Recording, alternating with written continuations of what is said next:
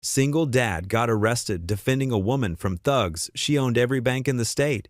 He thought he was saving a stranger, but when the cuffs snapped and the truth hit, the broke mechanic realized he just changed the life of the most powerful woman in America forever. Before we get into the story, comment below where in the world you are watching from today. The autumn sun hadn't yet risen when Ethan Walker's alarm buzzed at 5:30 a.m. His calloused hand reached out from beneath worn quilts to silence it. The familiar scent of motor oil clung to his skin despite last night's shower, a permanent reminder of long hours at the shop. Through the thin walls of their modest ranch house, he heard Lily moving around in the kitchen. That girl was always up before him these days, trying to shoulder more than any 16-year-old should. The floorboards creaked beneath his feet as he sat up, running a hand through his graying hair. "Morning, Dad." Lily's cheerful voice carried down the hallway. "Coffee's almost ready." "You didn't have to do that, sweetheart," Ethan called back, but warmth filled his chest. She was so much like her mother, always thinking of others first. He pulled on his work clothes, faded jeans, a thermal shirt, and the heavy canvas jacket with Walker's Auto Repair stitched across the back.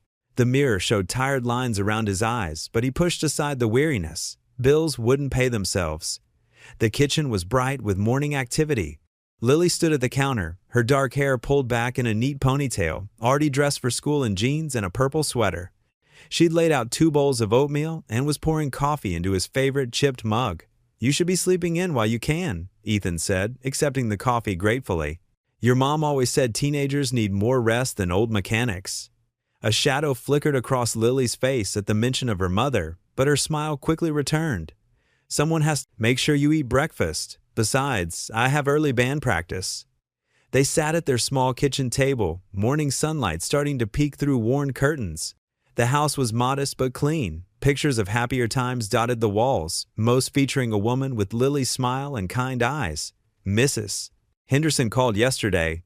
Lily mentioned between bites. "Her car's making that noise again." Ethan nodded, mentally adding it to his growing list of repairs. "I'll squeeze her in today. She's still paying off her husband's medical bills." "You're too nice sometimes, Dad. We need to pay our own bills too." "The Lord provides, Lily girl." He reached across to squeeze her hand. "Mrs. Henderson will pay what she can, when she can. Sometimes being kind matters more than being paid." Lily's eyes shone with pride, though worry creased her young forehead. "I know. I just wish," she trailed off, gathering their empty bowls. "Wish what, sweetheart?" "That you didn't have to work so hard. That things were easier."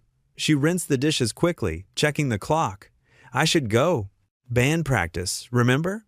Ethan stood, pulling her into a tight hug.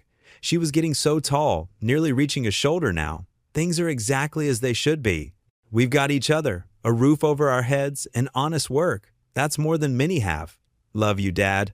She grabbed her backpack and band folder. "Love you too. Learned something amazing today." After Lily left, Ethan took his coffee to the front porch. The morning air was crisp, carrying the scent of fallen leaves. Across the street, porch lights still glowed as neighbors prepared for their day. Willow Creek was that kind of town, everyone knowing everyone, helping when they could. He started the 10-minute walk to his shop, hands in his pockets against the morning chill. The auto repair shop had been his father's before him, the faded sign now showing its age like everything else. But it was his, mortgage nearly paid off after 15 years of monthly payments that sometimes meant skipping new clothes or eating simple meals.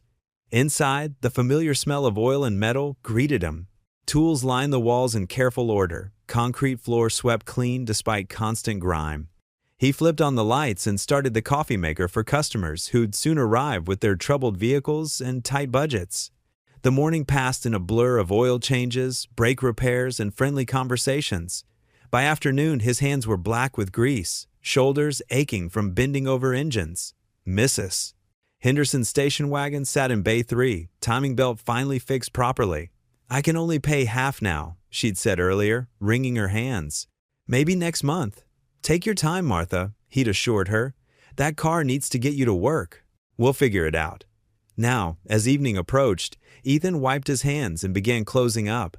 The sky had turned dusky purple, streetlights flickering on along Main Street. His body felt every one of his 47 years, every loss and struggle etched in tired muscles.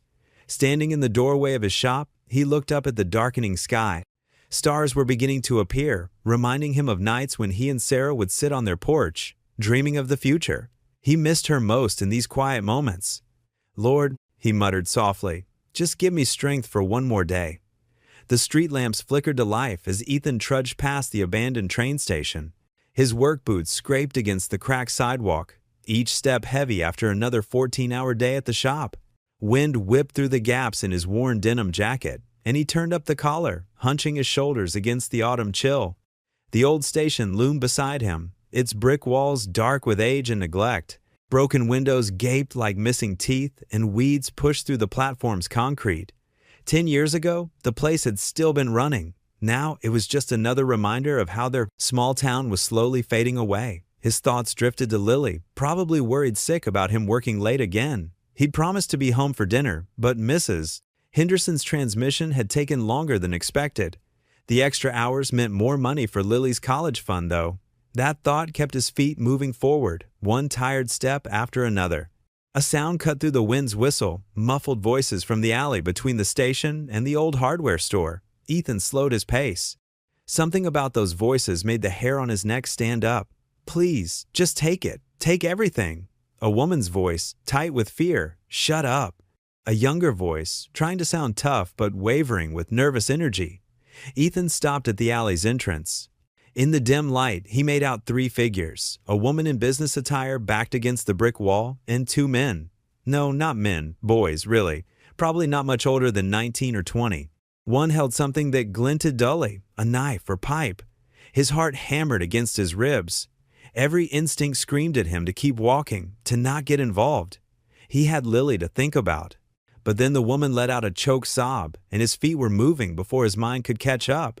"Hey!" His voice came out deeper than usual, filling the narrow space. "Leave her alone." The 2 young men spun around. The woman's eyes went wide. Mascara streaked down her cheeks. She clutched an expensive-looking purse to her chest. "Mind your own business, old man," the taller one snarled. In his hand, Ethan now clearly saw a length of pipe. "This is my business." Ethan stepped closer, hands raised but ready. "You boys don't want to do this. Just walk away." The shorter one laughed, but it was a nervous sound. "You're the one who needs to walk away. Last warning." Ethan had faced down enough bullies in his life to recognize false bravado. These weren't hardened criminals, just scared kids making terrible choices, but scared. People were dangerous people. "Ma'am," he said quietly, eyes never leaving the boys. "When you get the chance, run. Don't look back." The tall one lunged forward, pipe whistling through the air. Ethan's body responded with muscle memory from his high school wrestling days. He stepped inside the swing, deflecting the pipe with his forearm. Pain shot through his arm, but adrenaline dulled it to a distant throb. The shorter one came at him with wild punches. Ethan blocked one, took another to the ribs. He grabbed the boy's jacket and used his momentum to spin him into his partner. They collided with a grunt. "Run!" he shouted to the woman. She bolted past them, heels clicking against pavement. The tall one recovered, swinging the pipe again. This time, when Ethan deflected it, the force sent the weapon clattering against brick. The boy stumbled, off balance. Ethan's fist connected with his jaw, and the young man dropped like a stone. Distant sirens pierced the air. The shorter attacker took one look at his unconscious friend and fled down the alley. Ethan's chest heaved as he stood over the fallen youth. Blood trickled from the boy's split lip. The sirens grew louder, and red and blue lights painted the alley walls in alternating colors. Hands where we can see them. Ethan slowly raised his hands, turning to face 2 officers with drawn weapons. Their flashlight beams blinded him. "On your knees," he complied, wincing as his knees hit concrete. Cold metal snapped around his wrists as they cuffed him. "Sir, you have the right to remain silent." The Miranda rights washed over him as reality set in. The woman was gone. The conscious attacker had fled. All the police saw was an unconscious kid and a middle-aged man with bloody knuckles. They led him toward the patrol car, past curious onlookers gathering at the alley's entrance. His shoulder slammed against the car's frame as they pushed him into the back seat. Through the window, Ethan watched his world narrow to flashing lights and shadows. His heart sank as he thought of Lily, waiting at home, not knowing where her father was. "Not again," he thought. "Please, God, not again." The car door slammed shut with the finality of a prison cell. The holding cell's concrete walls pressed in around Ethan like the jaws of some mechanical vice, cold and unforgiving in the pre-dawn darkness that seemed to seep from every corner. His back ached against the metal bench, each vertebra protesting hours of sitting on the unforgiving surface.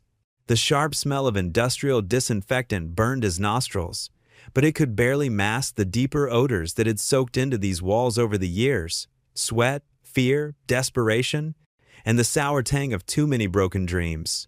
A fluorescent light buzzed overhead like an angry wasp, its flickering glow casting harsh, shifting shadows across the faces of 3 other men sharing his temporary prison.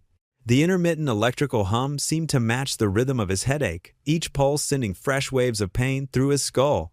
His fingers gingerly explored the swelling around his left eye, wincing as they found tender spots where the skin had already begun to darken. The adrenaline from the fight had worn off hours ago, leaving behind a symphony of aches. His knuckles scraped raw, his ribs tender where someone's elbow had found its mark, and a persistent throb in his shoulder from when he'd hit the alley wall. But it wasn't his injuries that carved the deepest wound in his chest. It was the thought of Lily, alone at home, probably pacing their small living room and watching the clock, sick with the kind of worry that no 16-year-old should have to carry. Ethan closed his eyes, trying to block out the harsh fluorescent glare, but the memories came flooding back anyway. The woman's muffled cries for help echoing off the brick walls.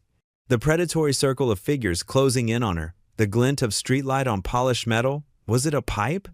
A knife? His body had moved before his mind could catch up, decades of mechanical work lending unexpected strength to his hands as he deflected the blow meant for her head. The sickening thud as one of the attackers hit the pavement, blood pooling beneath his skull. Then the strobing police lights painting everything in alternating red and blue, the shouted commands, the confusion, and the woman, his victim, the person he'd risked everything to save, disappearing into the maze of shadows before she could explain what had really happened. The irony tasted bitter in his mouth. He'd spent 10 years rebuilding his life, brick by careful brick, proving to Lily and to himself that he could be the father she deserved. One moment of doing what felt right, and it might all crumble again. "Hey, old-timer." A raspy voice cut through his thoughts like a rusty blade. "What are you in for?" Ethan looked up to see one of his cellmates watching him with dark amusement. The man was lanky as a scarecrow, with tattoos crawling up his neck like thorny vines. Skulls, serpents, and words in languages Ethan couldn't read. His teeth were stained yellow, and there was a meanness in his eyes that spoke of too many nights in places like this. "Trying to help someone?" Ethan answered quietly, his voice rough from hours of silence and the taste of his own fear. The tattooed man barked out a laugh that echoed off the concrete walls, harsh and grating.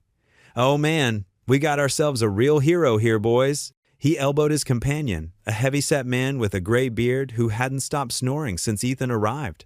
The sleeping man grunted but didn't wake. "Bet that worked out real well for you, didn't it, Superman?" Ethan said nothing, turning his gaze to the small window near the ceiling. It was barely larger than a shoebox, crisscrossed with thick metal bars that cast prison-striped shadows on the opposite wall. The first hints of dawn were starting to creep across the sky outside, pale, gray light filtering through the glass like hope trying to squeeze through a crack in the world. "Let me guess," the tattooed man continued, clearly enjoying his captive audience. His voice carried the practiced cruelty of someone who'd learned to find entertainment in others' misery. "Saw something you shouldn't have, tried to play the Good Samaritan, and now you're sitting here in the county's finest accommodations while the bad guys are probably having pancakes at some nice diner." He clicked his tongue with mock sympathy. "That's what you get for sticking your nose where it don't belong, hero. World's got no use for guys like you anymore." The words stung because they carried more than a grain of truth. Here he was, locked up like a common criminal, while Lily was probably standing at their kitchen window, watching for headlights that wouldn't come. She'd be wondering if this was it, if her father had finally stumbled back into the darkness that had nearly swallowed him whole after her mother's death. The thought made his stomach clench like a fist around broken glass. Another inmate spoke up from the far corner of the cell. He was younger, maybe 25, with hollow eyes that had seen too much too soon and the pale, drawn features of someone who'd been living on the streets. "World ain't kind to heroes these days, Pops. Better to keep your head down, mind your own business, and let everybody else figure out their own problems." That's Survival 101. Ethan leaned forward, resting his elbows on his knees. His work boots were scuffed and dirty from the scuffle, and there were dark stains on his jeans that might have been blood. The concrete floor beneath his feet was a patchwork of stains, some old, some fresh, all telling stories he didn't want to imagine. In the distance, beyond the thick walls and locked doors, he could hear the sounds of the jail coming to life. The metallic clang of cell doors opening and closing, the echo of footsteps in long corridors, the murmur of officers changing shifts. Somewhere in this maze of concrete and steel, other men were facing their own reckonings. "Lord," he whispered, so quietly that only he could hear the words, his voice barely more than a breath. "I know I'm not much, never have been. Just a broken-down mechanic with grease under his fingernails and more regrets than sense." His hands clasped together, knuckles white with the force of his grip. "But please, watch over my little girl. Keep her safe until I can get back to her. Give her strength to face whatever comes next." The words caught in his throat. "And if this is where my story ends, if this is how it all falls apart again, just don't let her lose faith.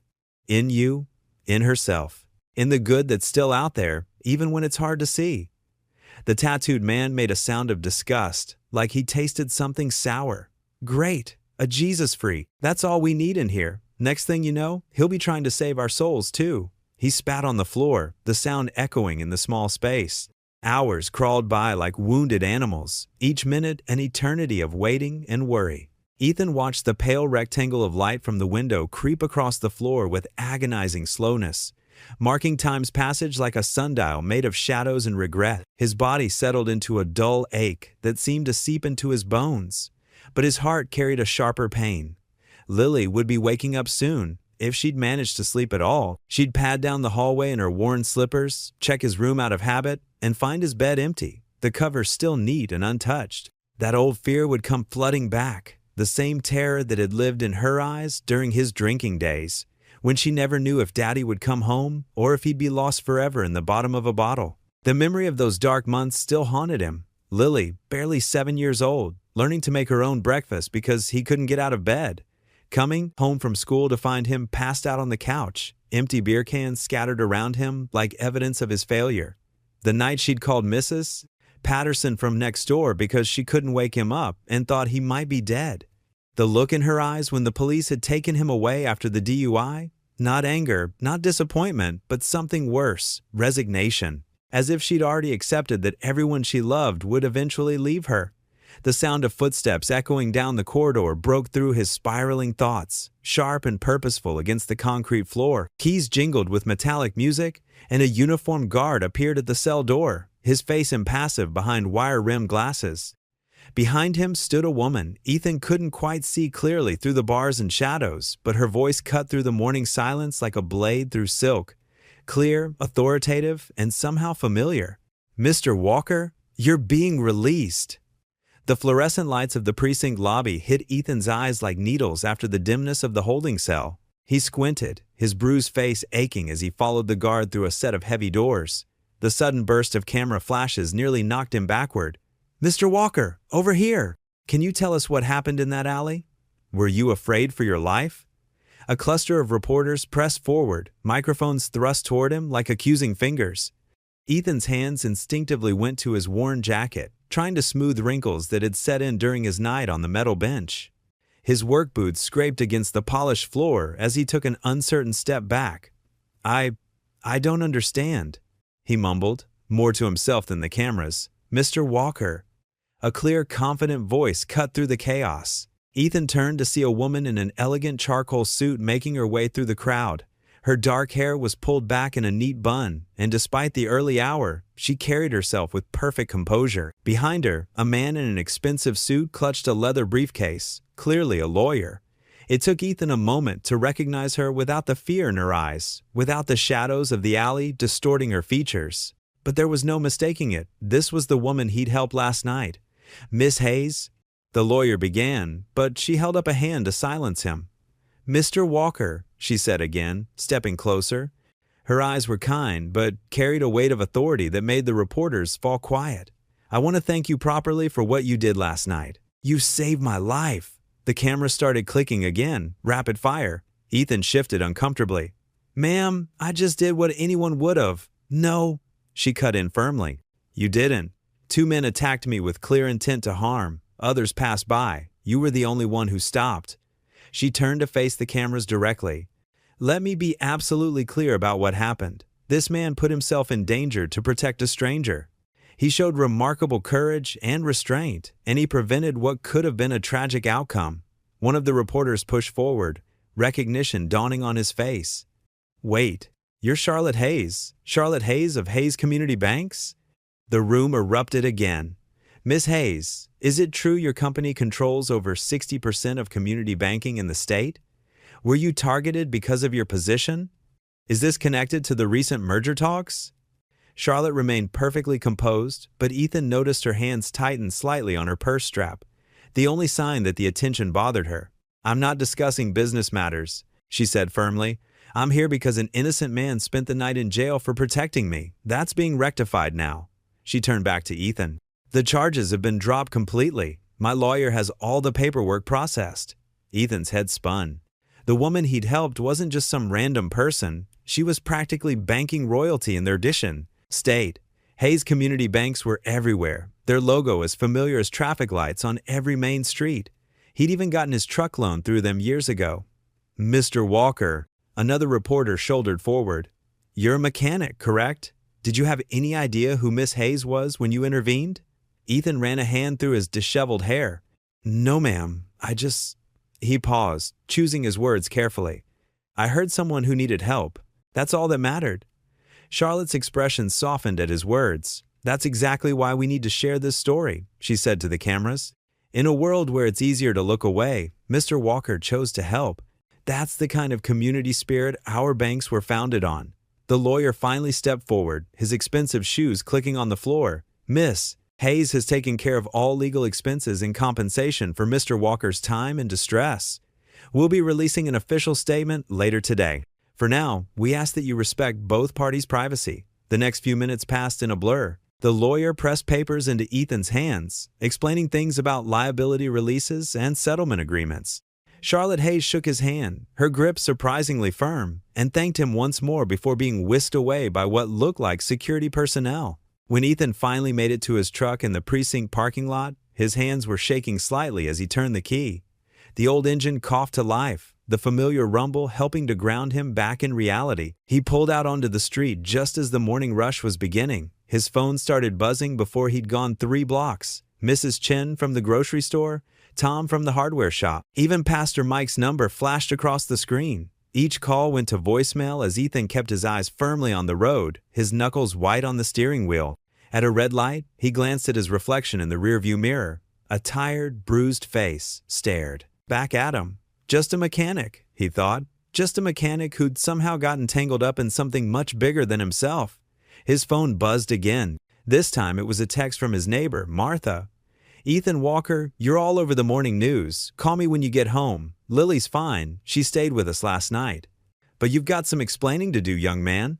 The light turned green, and Ethan pressed the gas pedal, eager to get home. The familiar streets of his small town seemed different somehow. People on the sidewalks were pointing. Storefront TVs showed glimpses of the press conference he'd just left behind. His quiet life had suddenly become very, very public. The phone kept buzzing as he drove, each new call or message making him more aware of how quickly everything was changing. The morning sun caught his rearview mirror, momentarily blinding him, and he couldn't help but wonder if this sudden spotlight would bring more light or heat into his carefully balanced world. The morning sun streamed through the small kitchen window of the Walker home, catching the steam rising from a pot of instant coffee. Lily sat at their worn wooden table, practically bouncing in her chair as she held up her phone, showing her father yet another news article about last night's events. Dad, you're trending. Look at all these comments. Everyone's calling you a hero. Lily's eyes sparkled with excitement as she scrolled through the endless stream of social media posts. Ethan hunched over his coffee mug, his work shirt already carrying traces of motor oil from an early morning emergency repair. Honey, please. It's not that big a deal. He winced as he shifted in his chair, his ribs still sore from the scuffle. Not a big deal? Lily's voice rose an octave. You saved Charlotte Hayes. Do you know who she is? She owns like half the banks in the state. She pushed her cereal bowl aside to make room for the morning newspaper she'd retrieved from their front step. There it was, right on the front page. Local mechanic saves banking heiress. I did what anyone would have done, Ethan mumbled, taking another sip of coffee. His eyes drifted to the stack of bills by the toaster, each envelope marked with red final notice stamps that seemed to mock him. That's not true, Dad. Most people would have walked right by. You didn't. Lily's voice softened as she reached across the table to touch his hand. Mom would be proud. Ethan's throat tightened at the mention of his late wife. He squeezed Lily's hand back, managing a small smile. You better get ready for school, kiddo. Bus will be here soon. Just then, his phone buzzed. An unknown number flashed across the screen. Ethan almost let it go to voicemail, probably another reporter, but something made him answer. Mr. Walker? The voice was calm, refined, and somehow familiar. This is Charlotte Hayes. Ethan sat up straighter, catching Lily's wide-eyed stare. Miss Hayes, I wasn't expecting. Please, call me Charlotte. There was warmth in her tone. I hope I'm not calling too early. I wanted to speak with you about an opportunity. Ethan listened as Charlotte outlined her proposal. She needed someone to oversee maintenance for her company's fleet of vehicles, dozens of cars spread across multiple branches. The salary she mentioned made his coffee cup pause halfway to his mouth. That's very generous, he said carefully, watching Lily's expectant face across the table. But I have my own shop here. My customers depend on me. You could keep your shop, Charlotte replied. This would be additional work, on your own schedule. Mr. Walker, Ethan, what you did for me, I want to repay that somehow. Ma'am, I didn't help you to get anything in return. His eyes fell on another bill, this one for Lily's upcoming school expenses. I know that, Charlotte said softly. That's exactly why I'm offering. People like you are rare, Mr. Walker. I need someone I can trust. Ethan rubbed his temples. I appreciate it, but I can't accept charity. This isn't charity. It's a job offer based on merit. Sleep on it, please? After saying goodbye, Ethan set the phone down. Lily was practically vibrating with anticipation. Well, what did she say? What are you going to do? Nothing to do, Ethan said, standing to rinse his cup. I've got my shop. We're doing fine.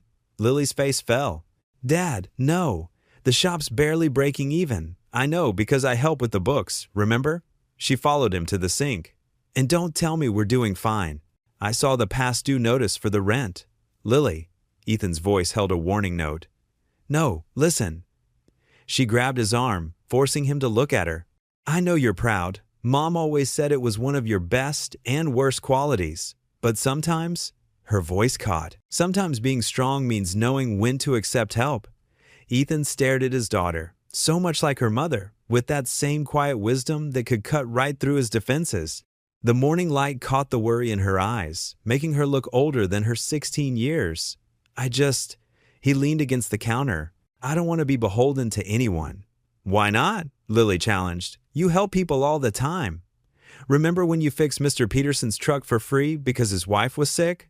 Or when you stayed late to help Mrs. Rodriguez with her flat tire? Why is it okay for you to help others, but not okay for someone to help you? The truth of her words hit him hard.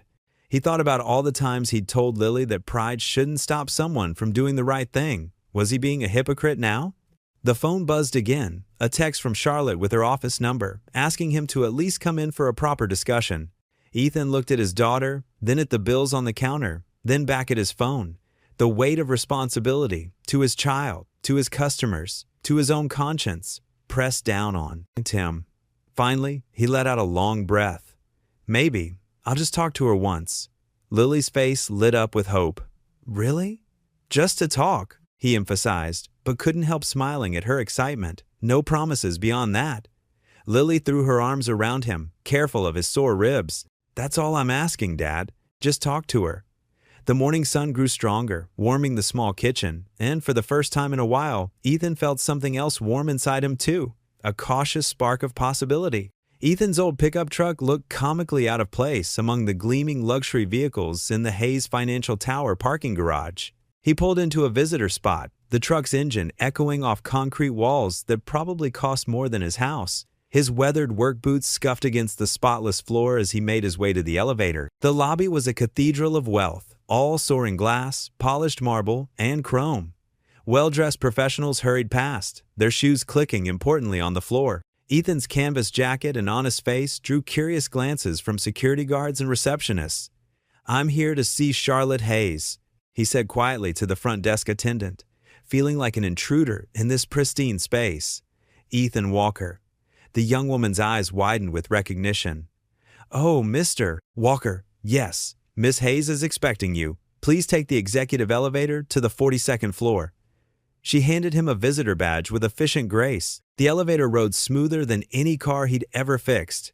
Ethan watched floor numbers tick by, his reflection in the mirrored walls showing a man who looked as uncomfortable as he felt. His bruises from the alley fight were still visible, a reminder of how he'd ended up here. The elevator opened directly into a reception area where a sharp-dressed assistant sat behind a curved desk. "Mr. Walker?" She greeted him with a warm smile. "Please, go right in. Miss Hayes is waiting." Charlotte's office was larger than Ethan's entire garage. Floor-to-ceiling windows offered a breathtaking view of the city. Modern art adorned the walls, and a massive desk of dark wood anchored the space. But what struck him most was Charlotte herself. She looked different here than she had at the police station, more composed, yet somehow more real. She rose from her desk with a genuine smile. "Ethan, thank you for coming." She gestured to a comfortable chair. "Please, sit." He perched carefully on the edge of the leather seat, hyper-aware of his work-worn hands and the engine grease that never quite seemed to wash away. "Miss Hayes. Charlotte, please." "Charlotte." He corrected himself. "I appreciate you seeing me, but I want to be clear. I'm not looking for charity or special treatment." She sat back down, studying him with intelligent eyes. "Good, 'cause I'm not offering any. What I'm offering is a job that needs doing, and from what I've learned about you, you're exactly the right person to do it." She pulled out a folder and opened it on her desk. "Hayes Financial maintains a fleet of company vehicles, executive cars, courier vans, maintenance trucks. We currently contract out all the maintenance and repairs to various shops across the city. It's inefficient and expensive." She looked up at him. "I want to bring it in-house, build our own service center. We need someone who knows vehicles inside and out, someone who can manage both machines and people with integrity." Ethan shifted in his chair. "That's a big operation." "It is," Charlotte agreed, "and it needs someone with real experience, not just technical knowledge. Someone who understands the value of honest work." She paused, then added softly, "Someone who would step into a dark alley to help a stranger without thinking twice." He felt his face flush. "Anyone would have." "No," she cut him off gently. "They wouldn't have. Trust me, I know people, Ethan. I deal with them every day. What you did was extraordinary, not because it was heroic, but because it was instinctive. That kind of character is rare, especially in this building." She slid a document across the desk. "This is a proposal for a 3-month trial position. You'd oversee the planning and initial setup of the service center while handling our most urgent maintenance needs. After 3 months, we evaluate how it's working for both of us." She met his eyes directly. "This isn't charity, Ethan. This is business. Good business." Ethan picked up the paper, his mechanic's hands careful not to smudge the crisp white pages. The salary figure made his breath catch. It was more than triple what he made at his shop. "I know it's a big change," Charlotte said, reading his expression. "But sometimes life puts opportunities in our path for a reason. All we have to do is be brave enough to take them." He thought of Lily, of bills piling up, of prayers for just one more day of strength.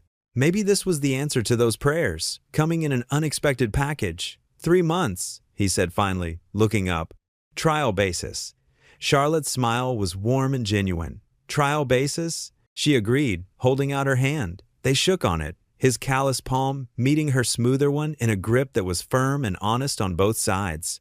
As Ethan rode the elevator back down, his visitor badge still pinned to his jacket, he felt like he was straddling two worlds, the familiar grip of wrenches and engine oil, and this new realm of corporate towers and opportunity. He wasn't sure if they could be bridged, but for Lily's sake, he had to try. Charlotte watched through her office windows as Ethan's old pickup pulled out of the parking garage. Her assistant, Margaret, came in with the day's schedule. "There's something about that man's sincerity," Charlotte mused, still watching the truck until it disappeared into traffic. Rare these days. The corporate garage gleamed like no repair shop Ethan had ever seen. Polished concrete, floors reflected fluorescent lights, and neat rows of diagnostic equipment lined the walls. The smell was different too, less grease and rubber, more air freshener and new car leather. A group of mechanics in crisp Navy uniforms huddled near a lifted Mercedes, their conversation dying as Ethan approached. He wore his own clean work shirt, the name Walker embroidered above the pocket in fading thread. "Well, look who it is, the hero of Hayes Financial," one of them called out, his smile not reaching his eyes. "Come to grace us with your presence?" "Just here to work," Ethan said quietly, setting his toolbox down at an empty workstation. The metal clang echoed through the garage. The lead mechanic, a man with salt and pepper hair named Marcus, stepped forward with a clipboard. "Since you're the new hotshot, maybe you'd like to take a look at this." He gestured to a black company SUV parked in the corner. "Been giving us fits for weeks. Engine dies at random, no diagnostic codes." Ethan nodded, already moving toward the vehicle. He could feel their eyes on him, waiting for him to fail. The pressure sat heavy on his shoulders, but he dealt with worse. Much worse. For the next hour, Ethan methodically worked through his inspection. He checked connections, tested sensors, and traced wiring harnesses while the other mechanics went about their business, occasionally throwing glances his way. His hands moved with a certainty that came from decades of experience, each motion purposeful and precise. The problem revealed itself in a corroded ground wire hidden behind the transmission, the kind of issue that wouldn't show up on computer diagnostics. As Ethan cleaned the connection and replaced the wire, he heard the distinct click of heels on concrete. Charlotte Hayes stood at the garage entrance, elegant in her charcoal business suit. She watched as Ethan closed the hood and started the engine. It purred to life, running smoother than it had in months. "Impressive," she said, walking over. "Marcus told me that vehicle was headed for the auction block." The other mechanics gathered around, their skepticism giving way to reluctant respect as Ethan explained the fix.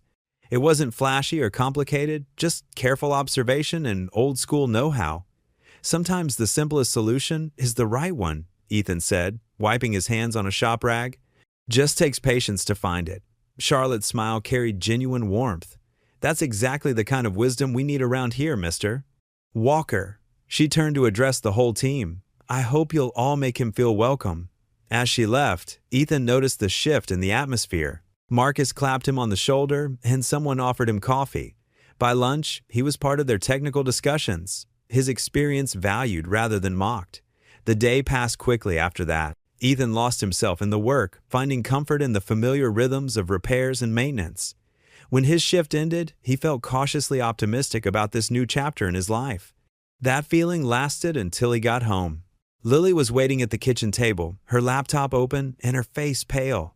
"Dad," she said softly, "you need to see this." The local news website filled the screen. Below a bold headline about Hayes Financial's new hire was a smaller story. "Hero Mechanics Past Revealed, DUI Arrest Surfaces." Ethan sank into a chair, his legs suddenly weak. The article detailed his arrest from 8 years ago, complete with his mugshot from that terrible night. He'd been drinking heavily then, lost in grief over Sarah's death, until the wake-up call of nearly hitting another car shocked him sober. He'd done his time, paid his fines, and rebuilt his life for Lily's sake. But seeing it splashed across the screen brought all the shame rushing back. "I'm so sorry, Dad," Lily whispered, reaching for his hand. "It's not fair. You've changed so much since then." Ethan couldn't speak. He got up and poured coffee from the pot he'd left warming that morning, though he had no appetite for it now. The mug trembled slightly in his weathered hands as he stared at the dark liquid, seeing instead the reflection of the man he'd been, and praying he wouldn't become again. The kitchen clock ticked loudly in the silence. Outside, a dog barked, and cars passed on their way to better places. Ethan sat there, his coffee growing cold, wondering if he'd just lost everything he'd worked so hard to rebuild. His phone lay silent on the table. Soon, he knew, it would ring. Charlotte or her HR department would have seen the story by now. The thought of facing them tomorrow made his stomach churn. But it was the memory of Sarah's disappointment and Lily's fierce love that made his hands shake the most. The morning sun cast long shadows through the corporate garage's windows, but they weren't half as dark as the looks Ethan received from his coworkers. He kept his head down, focusing on the engine before him, but couldn't ignore the hushed conversations that stopped whenever he walked past. At his workbench, a newspaper lay folded open to page 3. The headline made his stomach clench. Hayes Corp's new hire, a troubled past. Someone had circled his old DUI charge in red marker. Just ignore it, he muttered to himself, reaching for a wrench. His hands were steady, they always were when working on engines, but his mind raced with memories he'd tried so hard to forget. The darkness after Sarah's death, the bottles that couldn't numb the pain, that one terrible night, the garage door's hydraulic whoosh interrupted his thoughts. Charlotte Hayes strode in, her heels clicking against the concrete floor. Even in her elegant gray suit, she moved with purpose through the automotive workspace. Behind her trailed 3 men in expensive suits, their faces pinched with concern. "Miss Hayes." One called out, "The board meeting starts in 10 minutes. We really must." "Then we'll be brief," Charlotte cut him off, her voice firm but controlled. She approached Ethan's workstation. "Mr. Walker, could you join me in my office?" Ethan wiped his hands on a shop rag, noticing how the other mechanics had stopped pretending to work and were openly staring now. "Yes, ma'am," he said quietly. The elevator ride to the executive floor was silent and tense. Charlotte's assistants shuffled papers nervously while shooting glances between their boss and the mechanic who stood apart from them, his work clothes a stark contrast to their business attire. In Charlotte's office, morning light streamed through floor-to-ceiling windows, illuminating the city sprawled below. She closed the door, leaving her anxious entourage outside. "The board is demanding your termination," she said without preamble, turning to face him. "They're concerned about public image, shareholders, the usual corporate nonsense." Ethan nodded slowly. "I understand. I'll clean out my locker." "I'm not firing you," Charlotte interrupted. Her blue eyes held his steadily. "But I am going to move you to our East Side branch. It's smaller, quieter, less scrutiny. Miss Hayes, Charlotte, please." "Charlotte," he corrected himself. "You don't have to protect me. That DUI. It's true. After my wife died, I made some bad choices. I won't deny it." She walked to her desk, picking up the morning paper. 7 years ago, one incident, followed by voluntary rehab, counseling, and a perfect record since. She tossed the paper into a recycling bin. "That's not a scandal, Mr. Walker. That's redemption." Before Ethan could respond, a sharp knock preceded one of the board members entering without waiting for permission. "Miss Hayes, the board is waiting." "And they're quite insistent." "Then let's not keep them waiting any longer."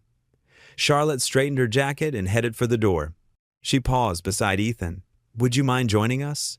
The boardroom fell silent as Charlotte entered with Ethan behind her.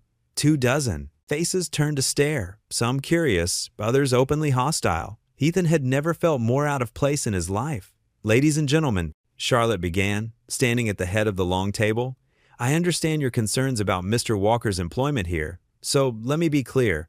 This man saved my life at risk to his own. When he found me in that alley, he didn't ask for my net worth or check my credit score. He saw someone in need and acted." She placed both hands on the table, leaning forward slightly. "You're worried about our image? Well, I'm more worried about our soul. What does it say about Hayes Community Banks if we abandon someone for having a past? Especially someone who's worked so hard to overcome it? Miss Hayes?" One board member interjected, "The shareholders will understand that we practice what we preach about second chances and community values." Her voice was steel wrapped in silk. "Mr. Walker stays. That's final." Later, standing outside the gleaming corporate building, Ethan watched traffic flow past on the busy street. Charlotte emerged from the revolving doors, pausing beside him. "You didn't have to do that," he said quietly. She smiled, a gentle expression that softened her professional demeanor. "Maybe I needed to." Ethan saw something in her eyes, then not pity or charity, but understanding. Maybe they were both fighting their own battles with the past. "The East Side branch could use someone with your skills." She continued, "The fleet there hasn't had proper maintenance in months. Think you can handle it?" He nodded, feeling something tight in his chest begin to loosen. "Yes, ma'am, I can handle it." "Good." She checked her watch. "I have another meeting. The transfer papers will be ready tomorrow." She started to walk away, then turned back. "And Mr. Walker, thank you for reminding me what this company is supposed to stand for." Ethan watched her disappear back into the building, then pulled out his phone to call Lily. Maybe tonight they'd have something to celebrate after all. The autumn breeze carried the scent of motor oil and fresh coffee across the church parking lot. Ethan wiped his hands on a red shop rag, surveying the line of cars that stretched around the block. Single mothers from all over Willow Creek had brought their vehicles, responding to the flyers he'd posted around town advertising free repairs. His co-workers from Hayes Automotive, the same ones who'd initially given him cold shoulders, now stood beside him, rolling up their sleeves. Mike, the lead technician who'd once mocked him as the hero, was already underneath a battered minivan, calling out for tools. "Pass me that socket wrench, Walker," Mike said, his voice echoing from beneath the vehicle. "This lady's transmission mount is shot." Ethan handed him the tool, smiling at how things had changed. Over the past few weeks, his quiet competence and willingness to help others had gradually won them over. It started with small things, staying late to help Mike with a difficult repair, teaching the younger mechanics tricks he'd learned over decades of work. "How many more we got waiting?" asked Terry, another mechanic who'd volunteered his Saturday. Ethan checked his clipboard. 15 cars, mostly basic maintenance, but that blue Civic needs new brake pads. The church's ladies' auxiliary had set up a refreshment table, offering sandwiches and coffee to both the mechanics and the waiting families. Children played on the nearby playground while their mothers chatted, sharing stories and support. What no one noticed was the elegant woman in casual clothes who'd slipped quietly into the crowd. Charlotte Hayes had traded her usual designer suits for jeans and a simple sweater, her hair pulled back in a ponytail. She stood near the refreshment table, watching the scene unfold with growing wonder. A young mother nearby bounced a fussy baby while talking to another woman. "I don't know what I would have done. This car's all I have to get to work, and I couldn't afford the repairs." Charlotte's throat tightened. These weren't just statistics on a spreadsheet or loan applications on her desk. These were real people, fighting real battles every day. Ethan spotted her as he walked to his toolbox. He paused, surprised, then gave her a small nod of recognition. She smiled back, grateful he didn't draw attention to her presence. Throughout the afternoon, Charlotte helped serve coffee and sandwiches, listening to stories from the community. Nobody recognized her as the banking CEO whose picture occasionally appeared in the business section. Here, she was just another pair of hands, another caring heart. As the sun began to set, the last car pulled away with fresh oil and new windshield wipers. The mechanics packed up their tools, tired but satisfied.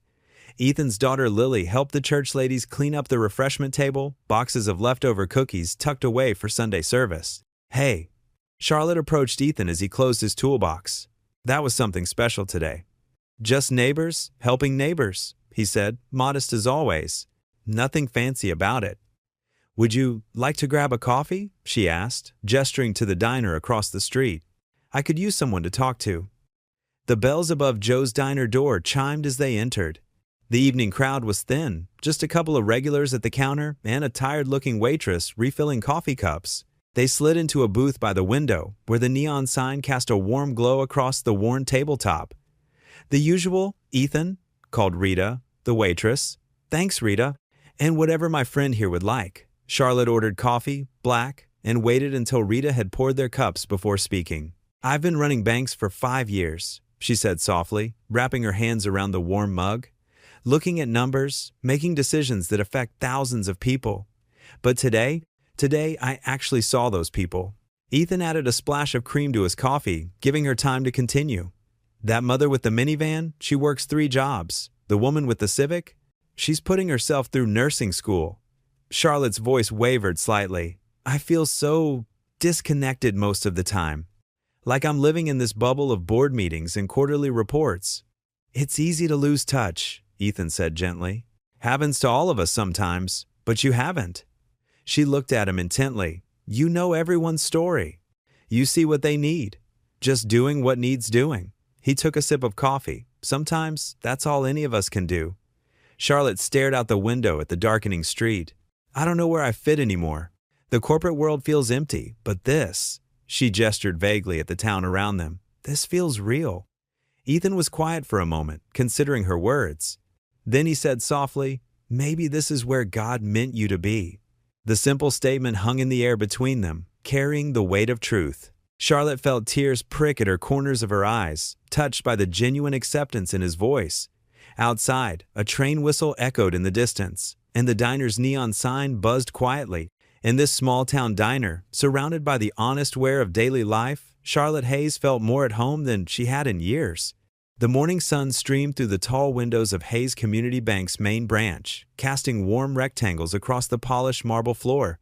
Charlotte Hayes stood at a podium, her usual corporate attire softened by a gentle smile that reached her eyes. Before her, a small crowd of reporters and community members gathered, their attention fixed on the bank's normally reserved CEO. Today, Charlotte began, her voice clear and steady. I'm proud to announce something different, something that reminds us what community banking should truly mean. She glanced at Ethan, who stood quietly at the back of the room, his work shirt freshly pressed but still bearing traces of the morning's repairs. The Walker Fund for Families in Crisis isn't just another corporate initiative. It's inspired by someone who showed me what real community service looks like. Charlotte gestured toward Ethan, making him shift uncomfortably under the sudden attention. A man who, despite his own struggles, never stopped helping others. The fund will provide emergency assistance, small business support, and yes, even car repair grants to families facing unexpected hardships. In the front row, Lily Walker couldn't contain her smile. She reached for her father's hand as he made his way to stand beside her, his callous fingers wrapping protectively around hers. Pride radiated from her face as Charlotte continued describing the program's details. We're starting with $5 million, Charlotte announced, causing a ripple of murmurs through the crowd. And I'm pleased to say that Ethan Walker will help oversee the distribution committee, ensuring these funds reach the families who need them most. Ethan's eyes widened slightly. This was news to him. He felt Lily squeeze his hand encouragingly as reporters' cameras flashed. After the presentation, well-wishers surrounded them. Mrs. Rodriguez, whose minivan Ethan had fixed for free last month, hugged him tight. Now everyone knows what we've always known about you, Ethan, she said, wiping away happy tears. Later that afternoon, Ethan sat in his office at the corporate garage, staring at the fresh paint on the door that read E. Walker, Fleet Operations and Community Services. The title still felt strange, like a suit that didn't quite fit. But as he reviewed applications for the fund's first round of assistance, something settled in his chest, a feeling he hadn't experienced in years. Lily breezed in after school, dropping her backpack by his desk. Dad, you're all over social media. Look. She thrust her phone at him, showing posts praising the initiative. They're calling you the mechanic with a heart of gold. Ethan rubbed his neck, embarrassed.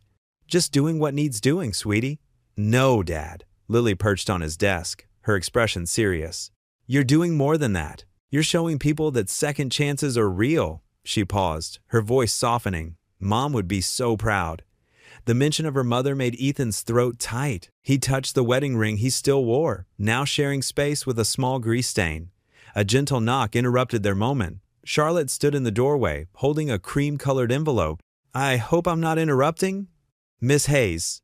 Ethan started to stand, but she waved him back down. Charlotte, please. We're well past formalities. She smiled warmly at Lily before turning back to Ethan.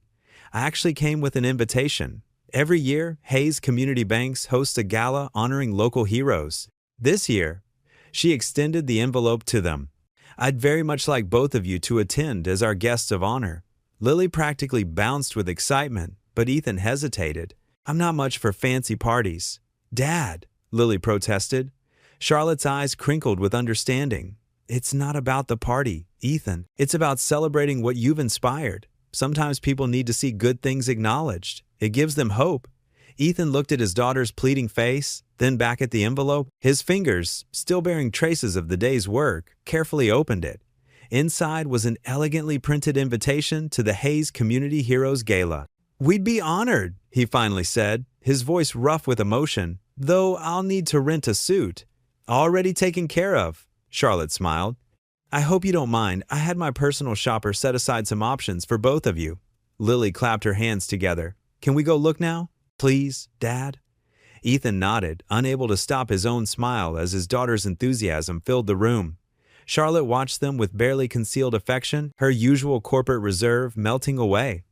The fitting is scheduled for tomorrow at 3, she said. And Ethan? He looked up. Thank you for letting us celebrate this.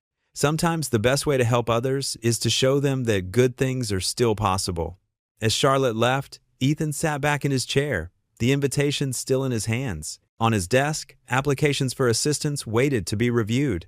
Through his window, he could see mechanics working on fleet vehicles, their movements now carrying a sense of purpose beyond mere repairs. For the first time in years, the weight of his past felt lighter. Not gone, he knew better than to expect that, but transformed into something that might help others find their way forward too. Dad? Lily's voice pulled him from his thoughts. You okay? He smiled at his daughter, remembering all the nights she'd helped him hold on to hope. Yeah, sweetie, I really am. The Grand Plaza Hotel's ballroom sparkled like something from a fairy tale. Crystal chandeliers cast dancing light across marble floors, while waiters in crisp black ties weaved through clusters of guests in designer evening wear. Ethan Walker tugged uncomfortably at his borrowed suit collar, feeling like a fish out of water among the society elite. Stop fidgeting, Dad, Lily whispered, smoothing down her simple blue dress, the nicest one they owned. You look great. Ethan managed a small smile at his daughter, but his hands wouldn't stay still. The suit, borrowed from his brother-in-law, felt tight across his shoulders. His callous mechanic's hands seemed too rough for this glittering world of wealth and privilege. A couple in formal wear brushed past, giving him a curious glance, and he fought the urge to retreat to a corner. Mr. Walker! Charlotte's voice cut through his discomfort. She appeared beside them in an elegant black evening gown, though her warm smile remained unchanged from their coffee shop conversations. I'm so glad you both could make it. Miss Hayes. Ethan nodded, grateful for a familiar face. This is quite something. Please, it's Charlotte, she reminded him gently. And this gala has always been more about appearance than substance. Until tonight. She squeezed his arm reassuringly before being pulled away by some board members. Lily led her father to their assigned table near the front. Look, Dad, they even have little name cards with gold writing. As they settled in, Ethan noticed other guests from their neighborhood. Sarah from the diner, Bob, who ran the hardware store, even Pastor Mike. They all seemed equally amazed by the surroundings, but their presence made him feel less alone. The dinner passed in a blur of unfamiliar courses and polite conversation. Finally, Charlotte approached the podium, the room falling silent as spotlight illuminated her figure. Good evening, everyone, she began, her voice carrying clearly through the sound system. For years, this annual gala has celebrated success, measured in profits and expansion. Tonight, we're redefining what success means. She paused, her eyes finding Ethan's across the room. A few months ago, a man I'd never met risked everything to help a stranger in danger. He didn't know who I was. He didn't stop to calculate the cost. He simply acted with courage and compassion.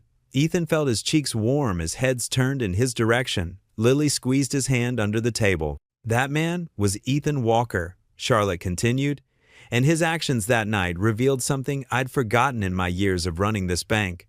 That true wealth lies not in our vaults, but in the hearts of people who choose to do right, even when it's hard. She gestured to a large screen behind her, where images began to appear. Ethan working on cars at the charity repair weekend, local families gathered outside the bank, children playing in front of newly renovated homes. Tonight, I'm proud to announce the Walker Fund for Families in Crisis. This initiative will provide emergency loans, financial counseling, and support services to families facing unexpected hardships. The fund starts with a $10 million commitment from Hayes Community Banks. Gasps rippled through the crowd. Ethan sat frozen, overwhelmed by the magnitude of what he was hearing. But more importantly, Charlotte added, her voice softening, this fund represents a return to our true purpose, being a cornerstone of hope in our communities. And for teaching me this lesson, I ask Ethan Walker to join me on stage. Lily gave him a gentle push. Go on, Dad. Ethan rose on unsteady legs, making his way to the podium. The spotlight felt hot on his face as Charlotte stepped aside to let him speak. He looked out at the sea of faces, then down at his daughter's beaming smile in the front row. I'm not one for speeches, he began haltingly. I'm just a mechanic who tries to do right by people. That's all any of us can do, really. Help each other when we can, how we can. He paused, gathering his thoughts. This fund, it's not about me. It's about all the families out there who just need a chance to get back on their feet. Sometimes, grace comes in the form of a helping hand when you least expect it. As he stepped back from the microphone, thunderous applause filled the ballroom. Charlotte hugged him briefly before he returned to his seat, his eyes misty. Lily leaned close, her voice thick with emotion. Mom would have been proud, she whispered. The words hit him like a physical force, and Ethan had to blink hard to keep his tears at bay. He wrapped an arm around his daughter's shoulders, remembering how Sarah would have loved to see this moment. Their little girl grown so wise, their family's struggles transformed into hope for others. A photographer approached their table. "Mr. Walker, Miss, Hayes requested a photo of you both for the press release." Charlotte joined them, standing between Ethan and Lily. The camera flashed, capturing their genuine smiles. Three people from different worlds, united by unexpected circumstances and shared purpose. In the corner of the ballroom, partially hidden behind a marble column, a journalist watched the scene intently, his expression cold as he tapped notes into his phone. But for now, the moment belonged to the warmth of redemption and the power of simple kindness to change lives. Lily squeezed her father's hand again as another round of applause filled the room. For the first time in years, Ethan felt the weight of his past lifting, replaced by something that felt remarkably like hope. The morning sun filtered through Ethan's kitchen window, casting a warm glow that felt at odds with the knot forming in his stomach. He sat at his worn wooden table, coffee growing cold beside him as he stared at his phone screen in disbelief. Hero Mechanic's shady past exposed.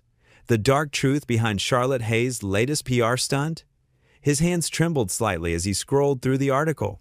They dug up everything. The DUI from 8 years ago, his night in jail after defending Charlotte, even old court documents from his darkest days after Sarah's death. The journalist had painted him as a violent drunk, masquerading as a hometown hero. The phone buzzed. Another notification, then another. His social media feeds were exploding with shares and comments. "Can't believe Hayes Banking would trust this guy. Once a drunk, always a drunk. What kind of role model gets behind the wheel intoxicated?" Ethan's chest tightened as he thought of Lily.